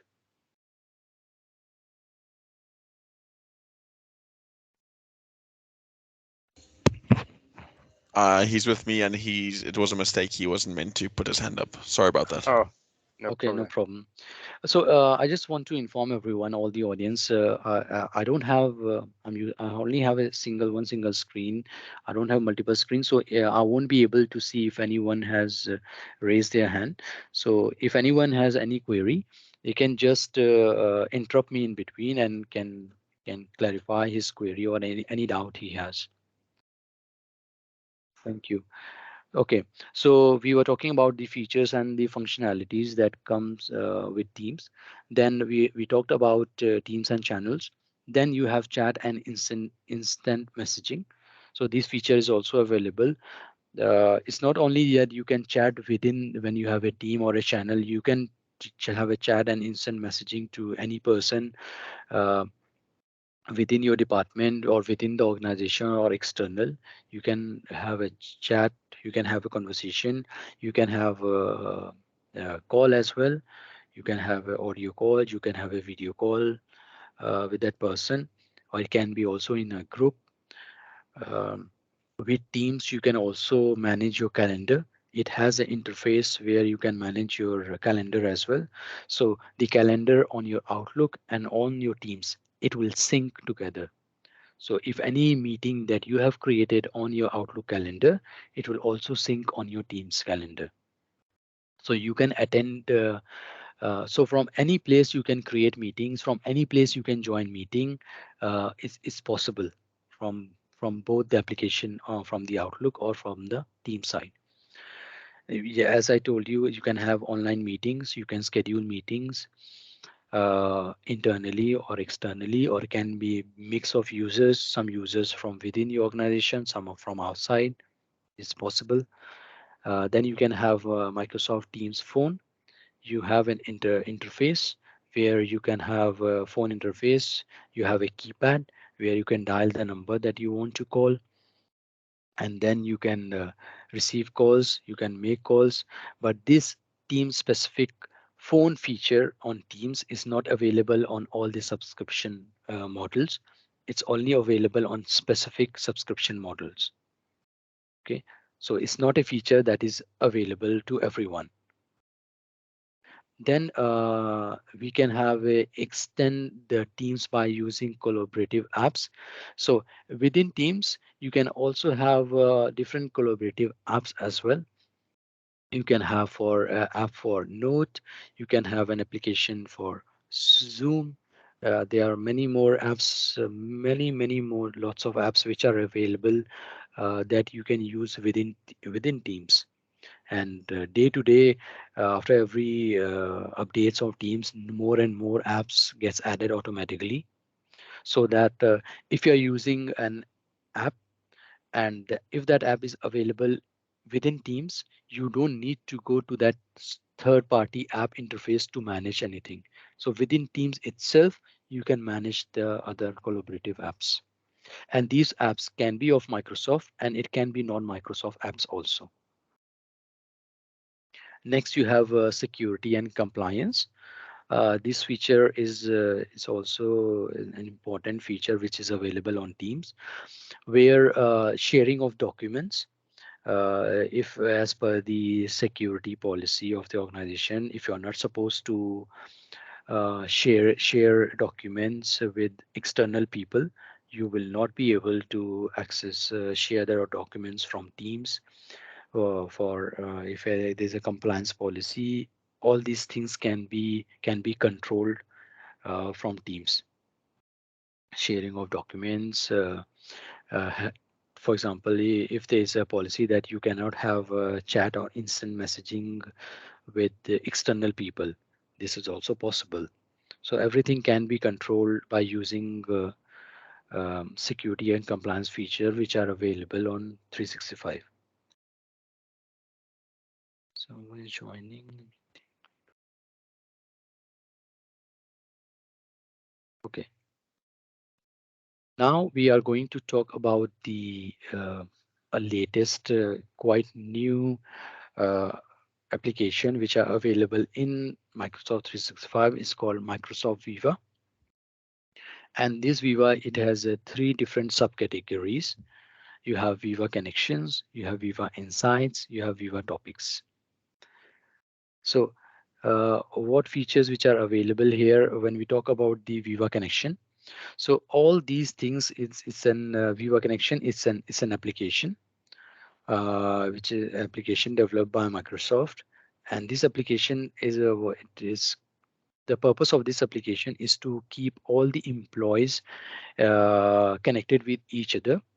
So you get access to tools and resources. You get information, as you can see on the screenshot. This application is available on the Windows machine, depends on the laptop, or it's an app also available on the smartphone as well. Where you get relevant information to the news. You need a relevant application information related to an application which you are using. So it provides overall the information to all the employees to be better connected with each other. You get different access to tools and resources within this application called Viva Connections. Then you have Viva Insights.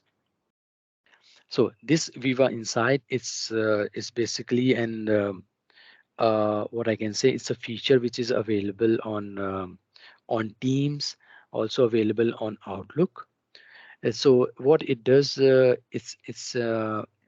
it uses an artificial intelligence AI in by using different in Microsoft 365, which will which will see your how you are the kind of emails that you are receiving, the kind of replies that you are doing.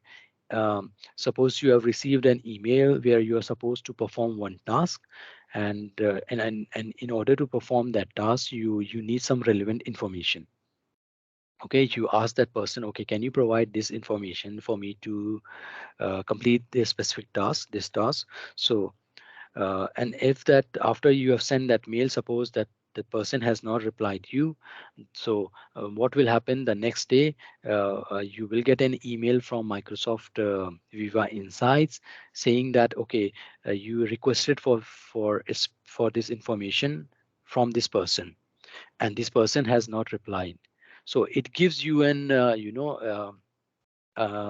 kind of a it will see that what kind of work you have, is it pending, some information that you needed, requested, you haven't received those information. So it will help you to see the kind of information and tasks which you were supposed to do it, it's still pending. And you can mark, okay, if you can also gives an overview, and the next day of your previous day, you will get an overview from Microsoft Viva saying that these tasks is still pending. And for this specific task A, you need this information. So it will a kind of a reminder. It will remind you, okay, you need to get this information in order to finish your task A. So this is Viva Insights. Same thing is available on Teams application as well. So so it will, that's what you can see from the screen, that it will provide an actionable recommendation for your actions which are needed to help everyone in your organization to achieve the work smarter and achieve the balance and to complete your task. Same thing goes for Viva Topics.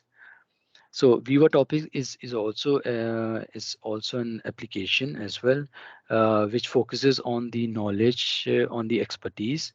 So any information you need within the organization, you can do a search, and this information will be provided to you, be provided to the employees through the topics page. And so all there are these three subcategories which are there involved in Microsoft Viva. And this also you get time to time updates. New features are being added to make even productivity more better, to have a better work-life balance, to have better connectivity, workforce connectivity among each other. So these are the three subcategories of Viva which is available for the employees. Okay. Okay. Now we'll, as I already given you the overview, so we will just go through each and every Viva subcategories, applications, apps which are available. So if you talk about the Viva Learning, so Viva Learning is a centralized learning hub, if which will integrate with the learning that you want to do is related to building up your skills. You want to look for a specific feature. If you want to do any action you want to perform on Excel, or if you want to achieve any task for any presentation skills that you are looking for, so it will help you to get all the relevant information and skills that you need for your work life. uh, so we were learning this feature is available, and employees can it can discover new features, any information if they want to share among with different employees. This information can be shared. You want to recommend something, some skill or some feature to someone to perform their task. All these things are possible with Viva Learning. As you can see on the interface, it is available also on both Android, on smartphone, across different devices, whether it can be Windows, Mac OS, or on smartphones. Then we will talk about the different features available on SharePoint and OneDrive. So basically, as I already mentioned in my previous slide about where I gave you about the overview of the SharePoint. So SharePoint is basically it's an intelligent intranet. Is so for sharing, it's a collaboration tool which is available for sharing of information, where you can have an intranet portal which you can develop it on SharePoint, and where you can share the information. You can have employee communication, sharing of documents is possible. So you can have team sites, communication sites, hub sites. All these things are possible on SharePoint. So whenever you are creating a team site, you are creating a channel. So in the backend, everything is being done on the SharePoint, but the interface what you see is of Teams. Okay, so this is the main feature. You can also have a document management system on SharePoint, where you can have documents, and you can have restricted access to the documents for different business departments. All these are possible on SharePoint. So it's already ready and built-in features. Then we have OneDrive. OneDrive is basically it's a collaboration tool again for sharing of the documents, storing your documents, where you can have access to the documents in real time. If you want to have want to share the documents with within the organization or outside, it's possible. You can access the OneDrive files which you have stored it from different devices.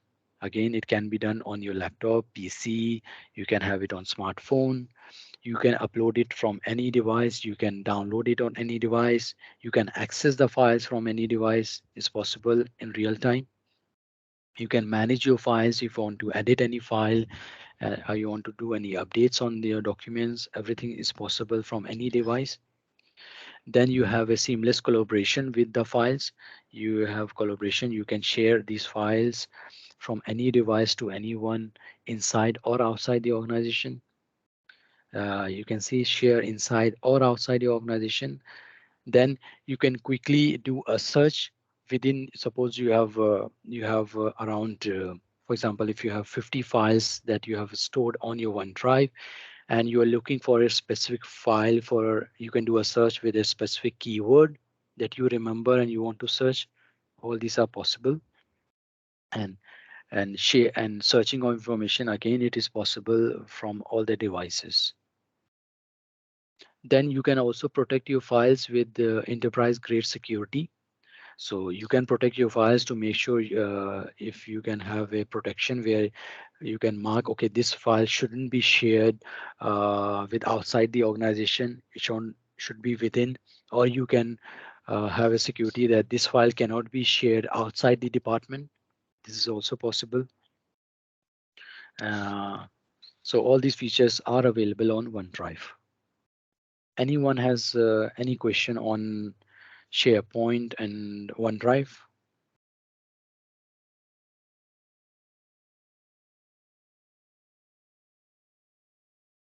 Um, I Yes. concerning SharePoint, I just wanted to ask what the I know for bigger organizations, it's definitely like a common thing they use the internet for, but Yes.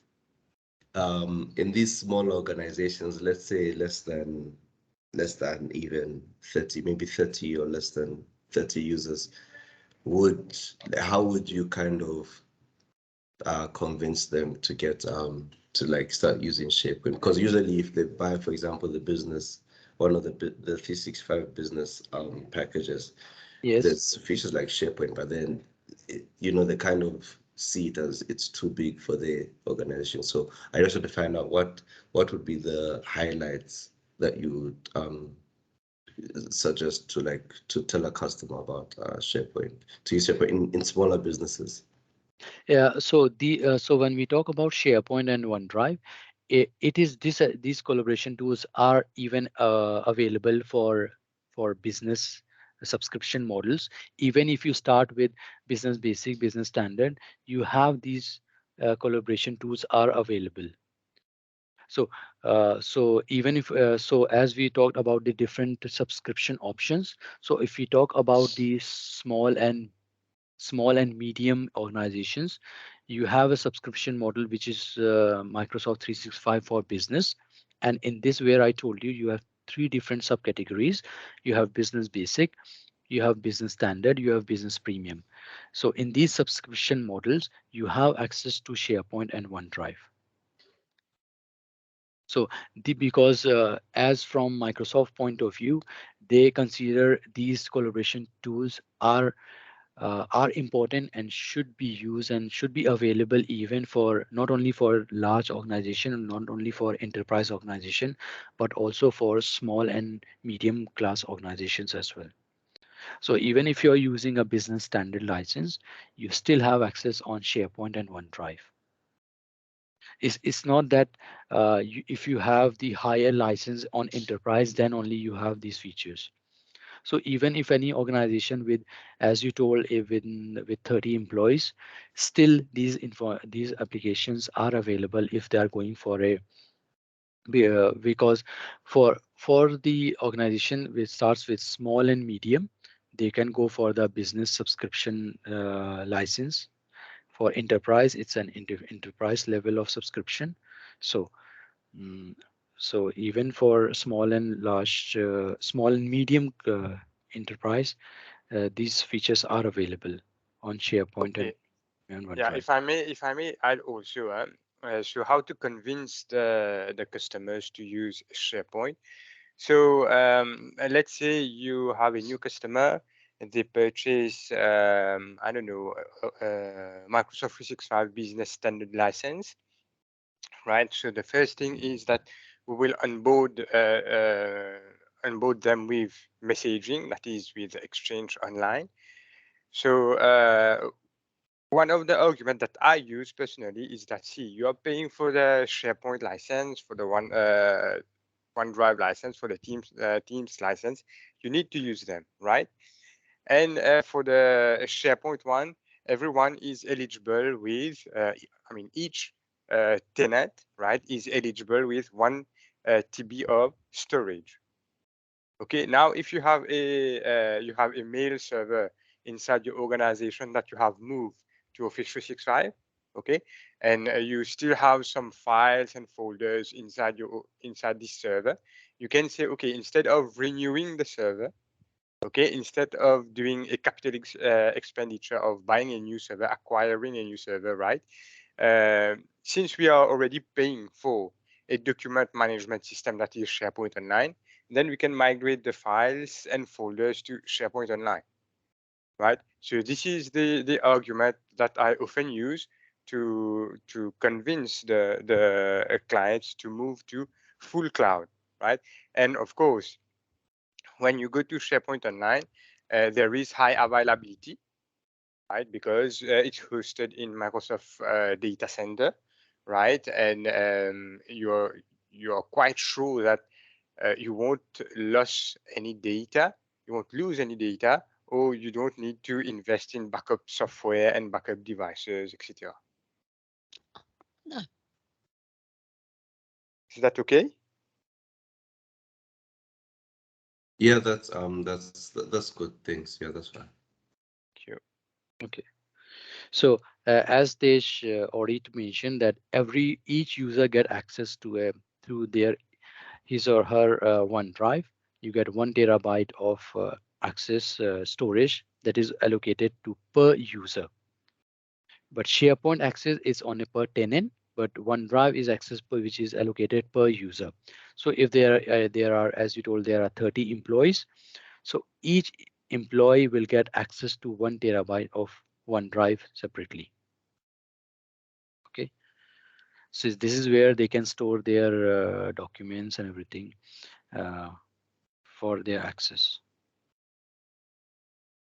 Okay, now we are going to talk about how Yammer can help help the communities connected within the organization. As I told you in my previous slide, when we talk about the different collaborative tools, so Yammer is one of the application where it can help to create communities and have a communication within the organization.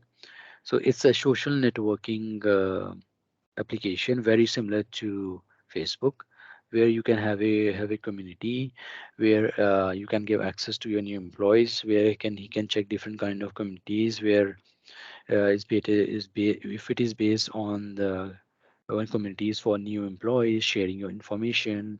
Employees can give their suggestions, any new thing they want to introduce, they would like to have. You can have a community related to health and safety within the organization. What are health and safety policies, so that uh, the employee in the organization can have all the relevant and necessary information. If any organization is coming up with new ideas in new employee policy, this announcement can be done on Yammer. Yeah, in the traditional ways that you send an email to each and every employee in the organization, but instead of doing this, you can also do in this way where within a single dashboard, you have different communities, you give access to users. He can check updates, any updates happening within the different groups, different communities happening. You can give access to, again, you can have a restriction on who can create the community, who can delete the community, who can manage the community. So all these access has to be given to a specific user who can do tasks. You can give, okay, specific people can have a You can give access to a employee A who will have only access to view, cannot do any post, cannot share information. If you see the screenshot here, we have taken example of a organization, and the name of the organization is Contoso Electronics. On the left hand side, you will see different communities which are there. Okay, and you can give access to user to specific community. Some users can have you have a community based on different departments. So all these things are possible. So what you are doing with Yammer, we are basically helps the communities to connect and grow in a better way. You have a leader engagement. You modernize the employee communication, how you are communicating employees. You can post photos and everything. So it's a more better way of interacting and sharing of information. You can have a knowledge sharing. You have come up with a new idea, or you have come up with a new feature, something which you have noticed, which can increase the productivity for employees. It also can be done. You can engage your employees. You want to do a feedback, you want to do a survey, this also can be done. So all these things, features are possible in Yammer for better employee communication and better engagement among the employees.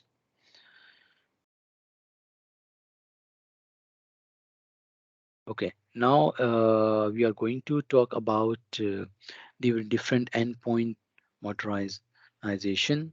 You have management concepts and deployment options which are available in the Microsoft 365. Anyone has any doubt, any query till now before I start go ahead with this lesson number 4? Anyone has any queries?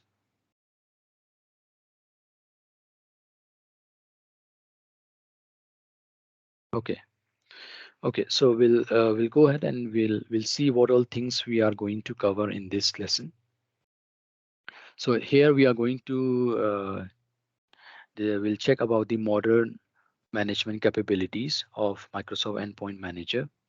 We are going to check the different capabilities of we are going to talk about Windows 365 and Azure Virtual Desktop. We are going to check about the different option and releasing models for Windows as a service. And at last, we'll check about we'll talk about deployment and servicing methods for Microsoft 365 apps. Okay.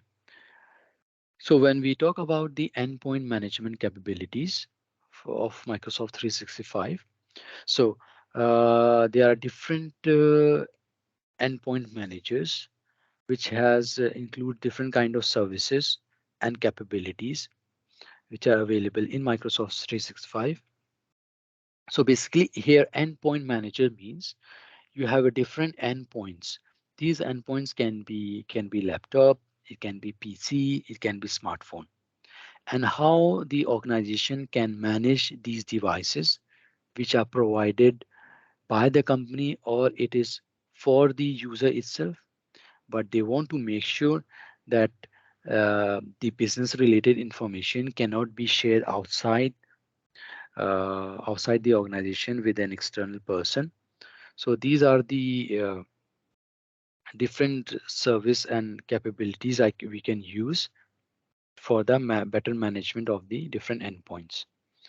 Microsoft Intune, so it's also it's a cloud service provided by Microsoft, which is a part of Microsoft 365 for the management of the endpoints. It can be laptops, Windows, Mac, it can be smartphones, where you do the management of okay, which applications can be installed, uh, if user can access mail on their devices.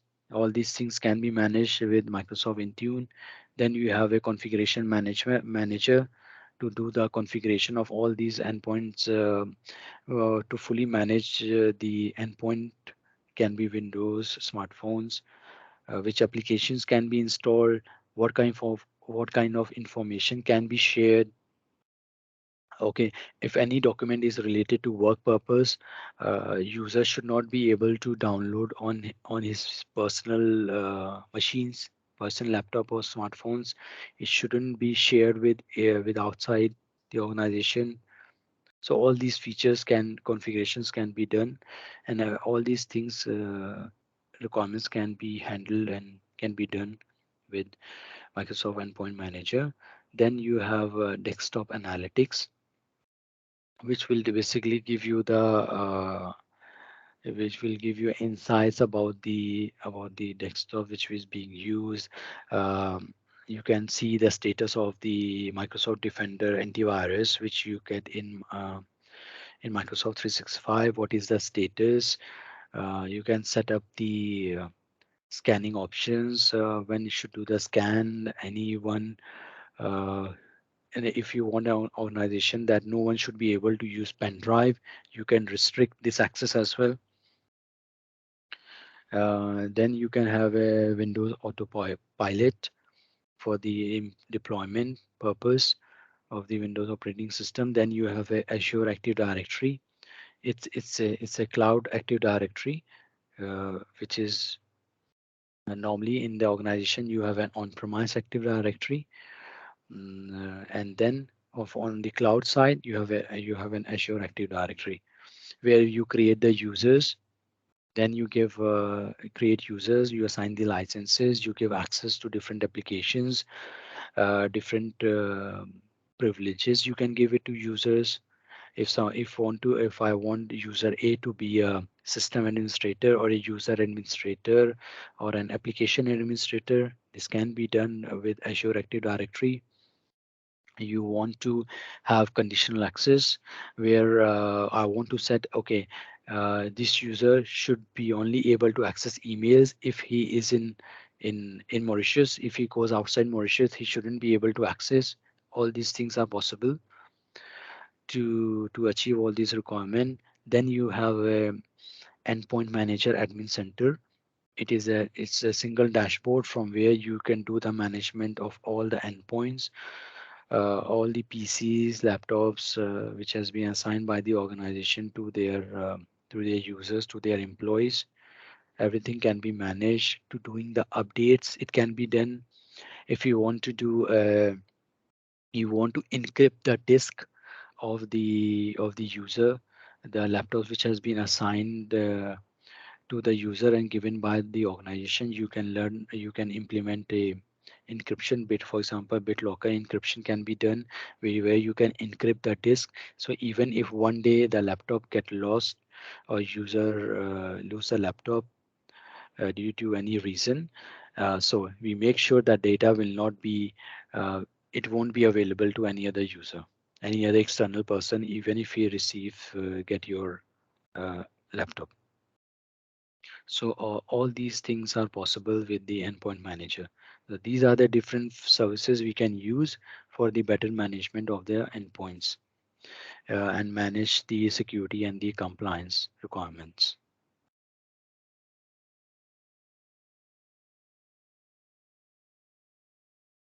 Okay, so now we are going to compare the capabilities of Windows 365 and Azure Virtual Desktop.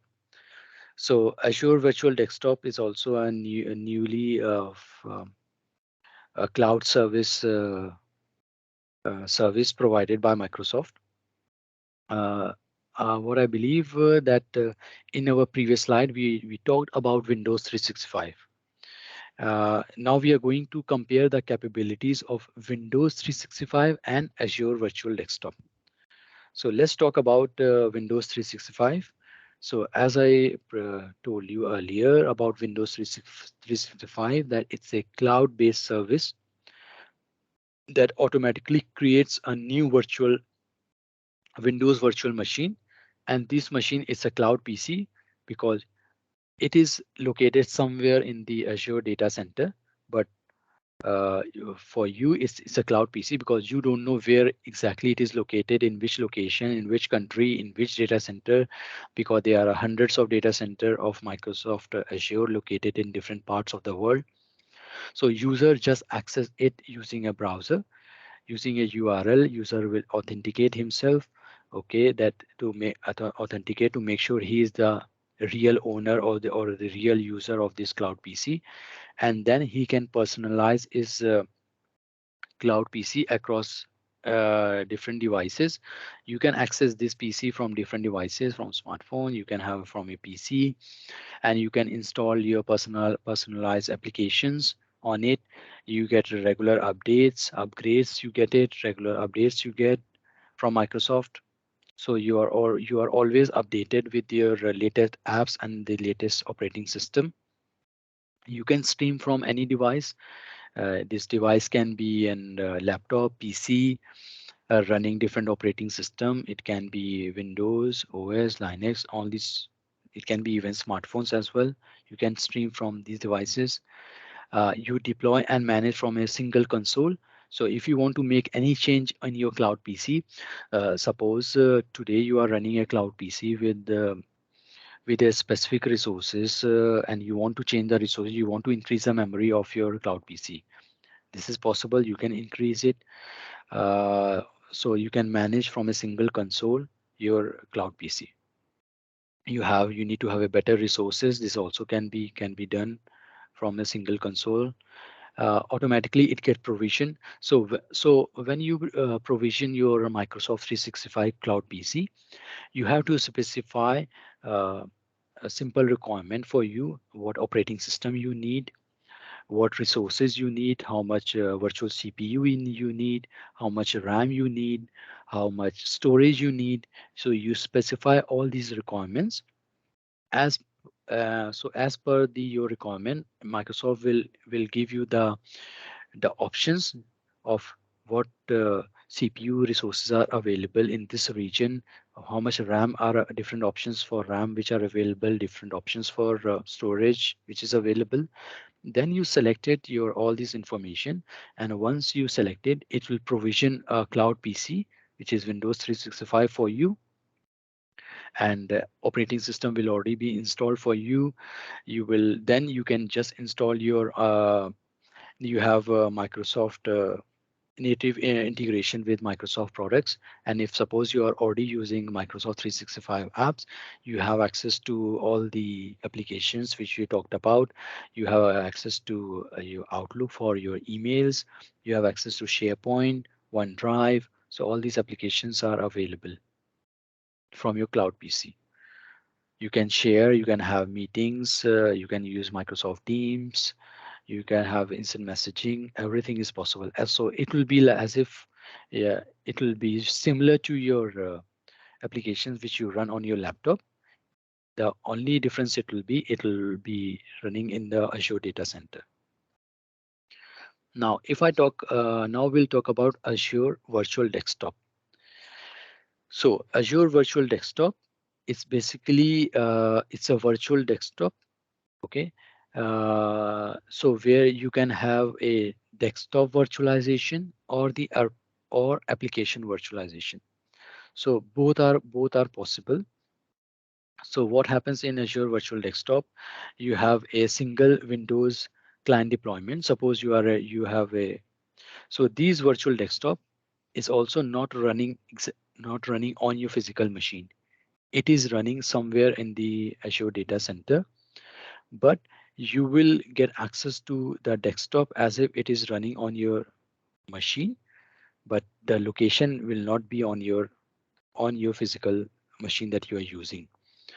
Here also you can have a desktop virtualization. Desktop virtualization means a dedicated uh, desktop will be available for you. Okay, so you set up a multi-session Windows client deployment. So on a single virtual now on a single machine, you can have a multi-session. For example, you have a Windows Server 2012 environment you have where you have installed all the applications and everything. So multiple users have its own session. So you can have 10 to 15 users can have join a single Windows client operating system, and they will run up their own own application. They have their own profiles running. So this is possible with virtual desktop. Also, you can have a application virtualization where you don't give a dedicated desktop interface to the user. You give only the application that he needs.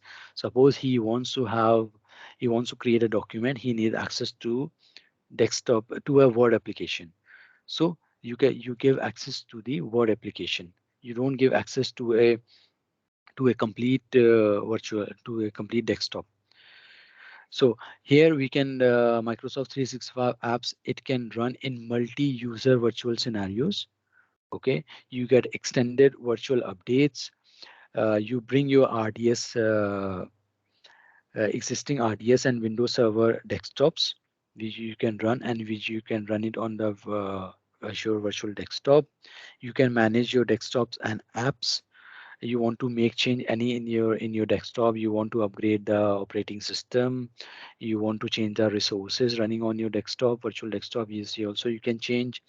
You want, if you're running apps virtualization solution, and if you want to update your app, suppose you are running uh, uh, Word 365, which has got a new update, you can upgrade it to a latest version. So everything is possible from a unified management experience on a single dashboard. You can manage your desktop, you can manage your applications.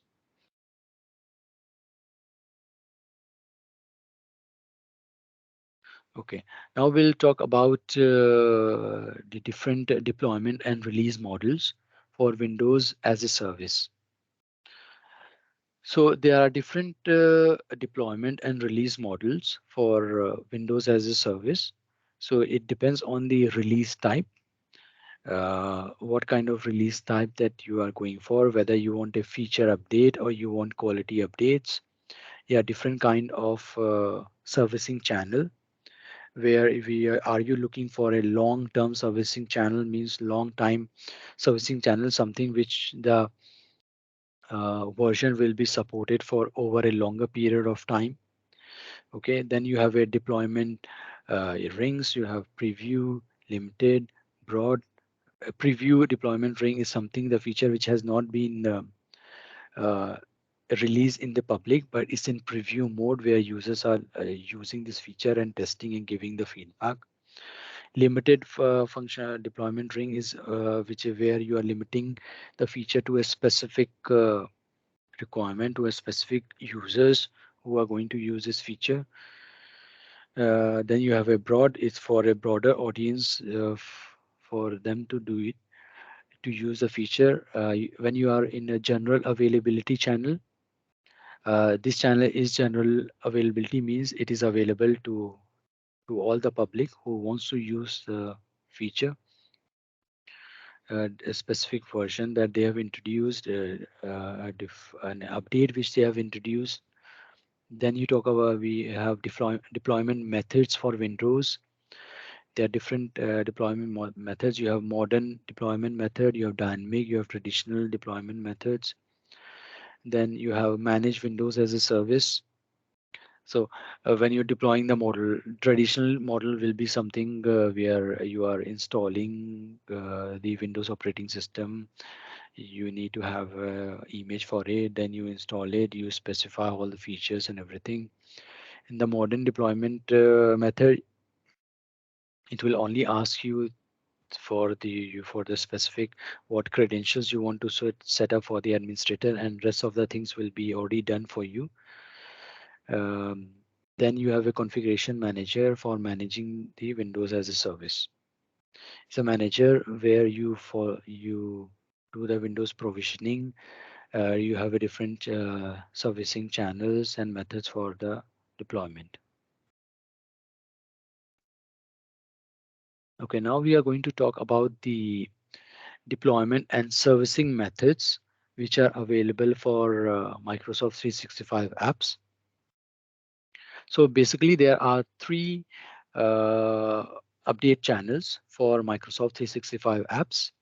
And when we talk about Microsoft 365 apps, these are your Word, Excel, PowerPoint, OneNote, other application also available in Microsoft 365. It applies to those as well.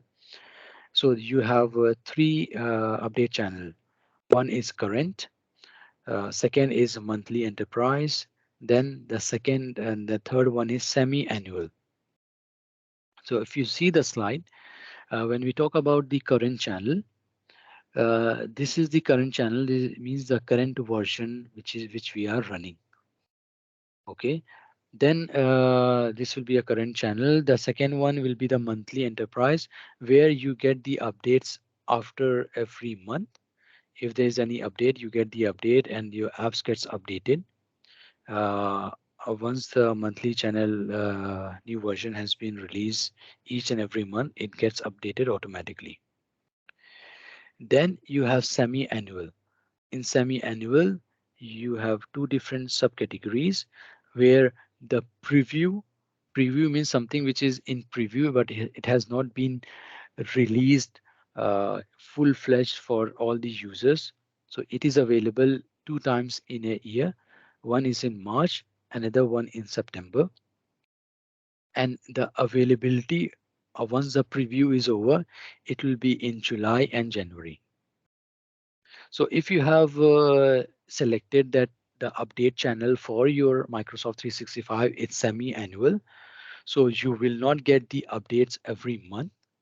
It will be a collective updates that you will get twice in a year.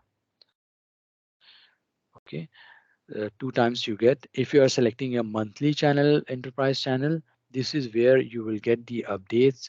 It can be a minor updates. It can be security updates, feature updates. Any update which is available, automatically your Microsoft 365 will get updated as per the channel. Now we'll see how the updates are installed for Microsoft 365 apps. So for any for updates of any, it doesn't depend which channel you have. So all the Microsoft 365 updates are checked or regularly, and they are checked automatically in the backend. And if any updates are available, they are downloaded automatically. And then whenever you close your application and open it again, the updates will get installed automatically. Okay. So this is related to the deployment and the how updates are installed. What are the different update channels available for 365 and 365 apps? So this is just a summary of what we have covered in this lesson about the different modern management capabilities. We talked about Windows 365. We talked about Azure Virtual Desktop. We talk about different deployment and release models for Windows as a service. We talked about deployment and servicing methods available for Microsoft 365, which are monthly updates or semi-annual, and the updates gets installed automatically. They are checked regularly. And once you restart your application, the updates gets installed automatically. Okay. So next lesson, we are going to talk about. Sorry, Yes. just before you move on, I wanted to uh, get a clarification on endpoint manager. Yes. Yeah, could this be used Yes. as an alternative to, let's say, endpoint security packages from security companies? Let's say, for example. Sorry, I'm not hearing you. Can you please repeat your question once again? So I was saying, Yes. where endpoint manager is concerned, security-wise, could Yes. it be used as a security feature? Like, for example, if I have endpoint security, like a third party, like from Sophos, for example, Okay. or Kaspersky or any of the security companies, could I use this instead of those? Yes, you are not bound. These are the features which are available. Suppose if you take a subscription, if I give you an example, you have a subscription called Microsoft 365 for Business Premium. So in Microsoft 365 Business Premium, there is already a security which is involved called Microsoft Teams Intune, where you can do the management of your devices using Microsoft Intune service. You configure it and then you register it. Your devices you needs to be registered, and then you can use it. In case if you don't want to use Microsoft Endpoint Manager, you can use a third party application or vendor application to manage your devices. It's there's no issue in this, but what is recommended that you should use only one endpoint manager at once. You can't use both Intune also and another third party vendor provider also to manage your devices. I And hope. just to add on, Yeah. yeah, just to add on, Brian, yes, you can use alternatives. Like, let's say you want to uniform your park with, since you're going to Microsoft, right? Microsoft 365, you want to uniform your park with a specific kind of products or vendor. Of course, you can migrate from Surface, for example, to Endpoint Manager.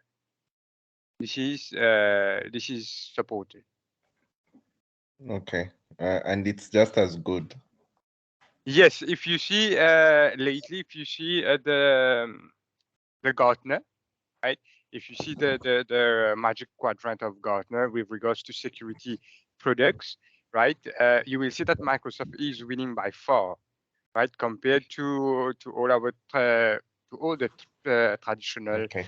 suppliers that we have. Also, it's not only with regards to endpoint manager, but Microsoft is also leading with security in the cloud, meaning anti-spam, anti-malware, etc. So Microsoft is doing quite well these days, and I am quite sure that it will continue on this journey. Okay, thank you. Yes. And sorry, one more question. This is found under which package? The business premium or You enterprise? need to be careful with the endpoint. Normally, it's called Defender for endpoint. What happens is that on Windows 10, right, you have Yeah. a Defender, Microsoft Defender, right? Yes. So the Defender for endpoint, which is found in Microsoft 365, is an enhance of the same client installed on your PC, and it is managed by the by Microsoft 365 by our dashboard. Okay, so there is no agent to be pushed or anything, but we need to be careful here. Is that the Defender for endpoint, right? It's available in enterprise license E5, or we will have to purchase it as an add-on. It's not included in other plans. I've seen some documentation on docs.microsoft.com saying that Microsoft will integrate the Defender for endpoints with all the enterprise licenses. It is on the journey, but Microsoft has not confirmed a specific date and year for this. Okay. Any other question you have, Brian? It's clear for now. Okay. So let's move on to the analytics capabilities which are available in Microsoft 365. So in this specific lesson, we are going to talk about how Microsoft Viva Insights can help organization build better work habits. We are going to see the capabilities of the Microsoft 365 Admin Center and User Portal. So this Microsoft 365 Admin Center will be used by the system admins to manage the Microsoft 360 environment for your organization, and how what are the different kind of reports which are available in Microsoft 365 Admin Center and other admin center. So you have different admin center. One is the the main console is the Microsoft Admin Center. Then you have different admin centers for example, security. You have a different admin center. For Exchange Online, you have a different admin center. For Azure AD, you have a different admin center. So each and every subcomponent inside 365 has its own admin center for managing. So if we talk about the different capabilities, as we already discussed in our previous slides about the Microsoft Viva, if you see about the insights, you get a different kind of insights available for Viva Insight. You have a personal insights, as you can see on the screen, on the Teams dashboard. You see on the left hand side you have the Teams Viva the tab available over there. This is where you get the personal insights related to your personal well-being, stay connected, how to protect your time, daily briefing. You have effective meetings. So it's all mostly related to your personal insights.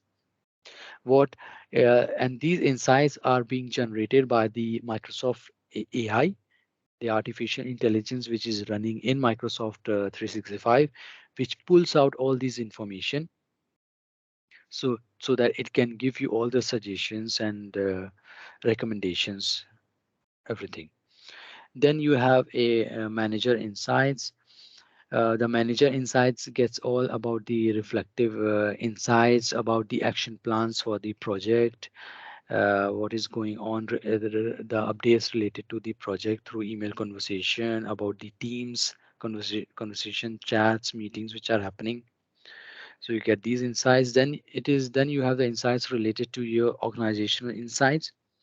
So these insights are for the all the employees within the organization. So these insights are related to the employees engagement.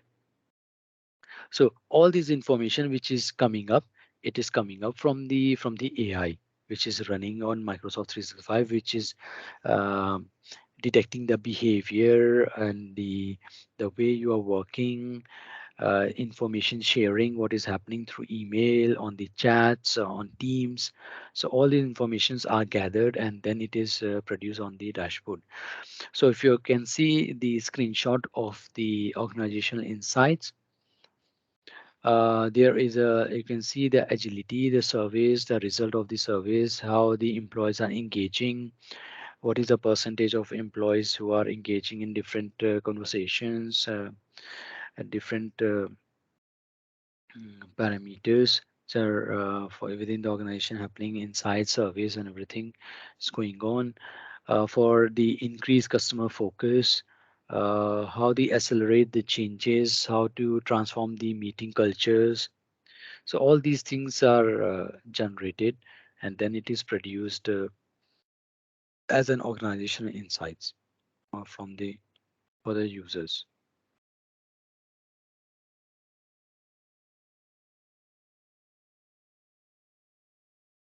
Then we'll talk about different capabilities of the Microsoft 365 Admin Center and Microsoft 365 User Portal. So from 365 Microsoft 365 Admin Center, a specific uh, role has been is normally assigned to the users in the organization who are supposed to handle the administration of Microsoft 365, for where you manage the users by creating the users. When if any new user is joining, a new employee, you do the needful. The system admin will do the needful to create the users, assigning the licenses. If any user is leaving the organization, then deleting those users, or in case if we have deleted the user in the past, now if you want to restore, this also can be done.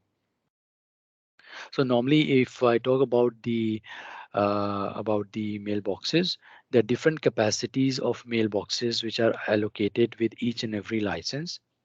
For example, if I want to give you an example, what it means that if you are assigning a user a Microsoft 365 for business premium license, so in this case you get 50 GB of a primary mailbox, okay, which is allocated to a user, and then you get an archive mailbox. This archive mailbox is the mailbox which will be can be used to archive old emails. So mails will move from the primary mailbox to the archive mailbox, and we can set up the policies for this specific for these kind of users. If, for example, if I want to set up a policy where I want to move all my emails older than 1 year from my primary mailbox to the archive mailbox, so automatically in the backend Microsoft will see all the emails which are older than 1 year, and all these emails will be moved from my primary mailbox to the archive mailbox. Now, in case for example, if you have already, yes, there is one thing which I would like to specify: the capacity of the mailbox. If you have already reached the capacity of the mailbox, you will not be able to send and receive emails. So so this is the job of the system admin, to make sure the user mailbox is not reaching the maximum capacity. And now, if you go to the enterprise mailbox, enterprise licensing, you have a different capacity which is allocated for these licenses. In enterprise licensing, you get unlimited of archiving mailbox. You get a primary mailbox of 100 GB. It's double as compared to the business premium licensing. So so every subscription model, if you see on the Microsoft Docs website, you will come to know, you get all the information, what all services, what are cloud services are available on each and every subscription license, assigning capacity of mailboxes, archive mailboxes, everything you get. You also manage Microsoft 365 groups by creating a group. You can manage the billing, you can view or create the request, you can manage the global setting for applications, you can see the service health, you can see the health service for your exchange, the health service for your security, for your compliance. You can health service health that you can do for your Azure Active Directory. You can assign and remove licenses from the Microsoft 365 user portal. What you can design, it is designed for users to access the emails, calendar, documents here. So this is the user portal which each and every user can log in, and from there he can access his emails, calendar. He can access his Microsoft 365 apps like Office, Teams, Outlook, and many other applications which are available to the user as per the license which is allocated.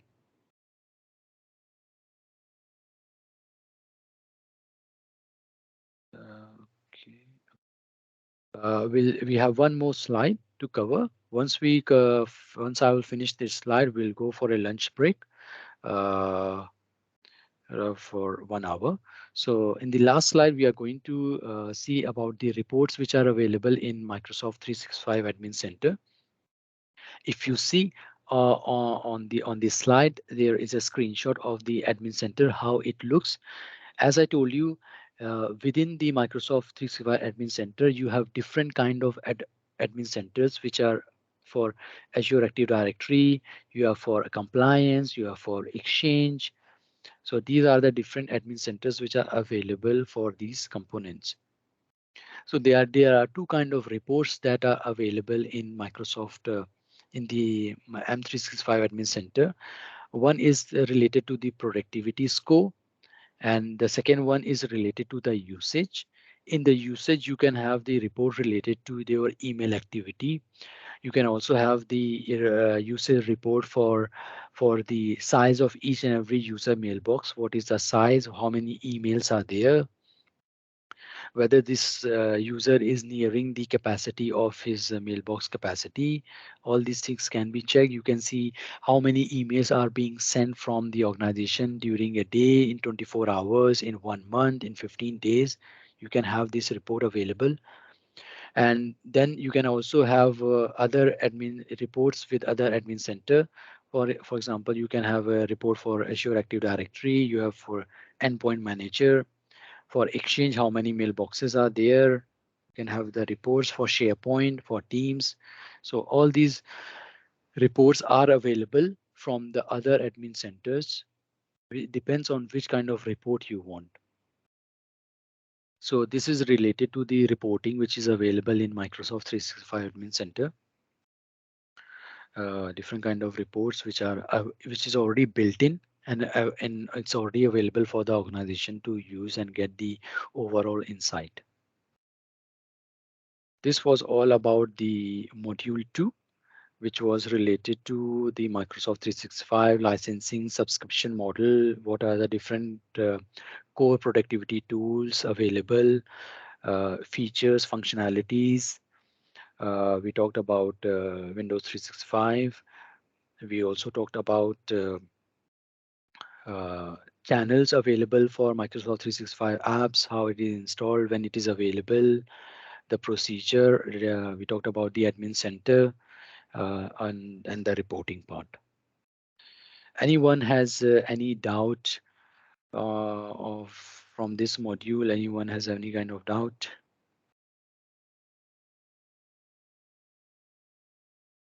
Any queries? Any question? Because from the next module onwards, we will talk more about. There will be 2 more modules which will be covered by my colleague Tej. And now we will take a 1-hour break and we'll meet at 2 p.m. Over to you, Tej. Thank you, Vaibhav. Anyone has any question before we take our lunch break?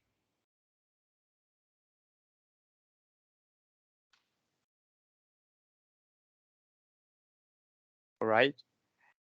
So let's meet again in 1 hour, guys, and then we'll complete today's session with 2 more interesting topics. That's good? Yes, thank you. Okay, thank you. See you in 1 hour time, guys. Yes. Thanks, Tej. Thank you.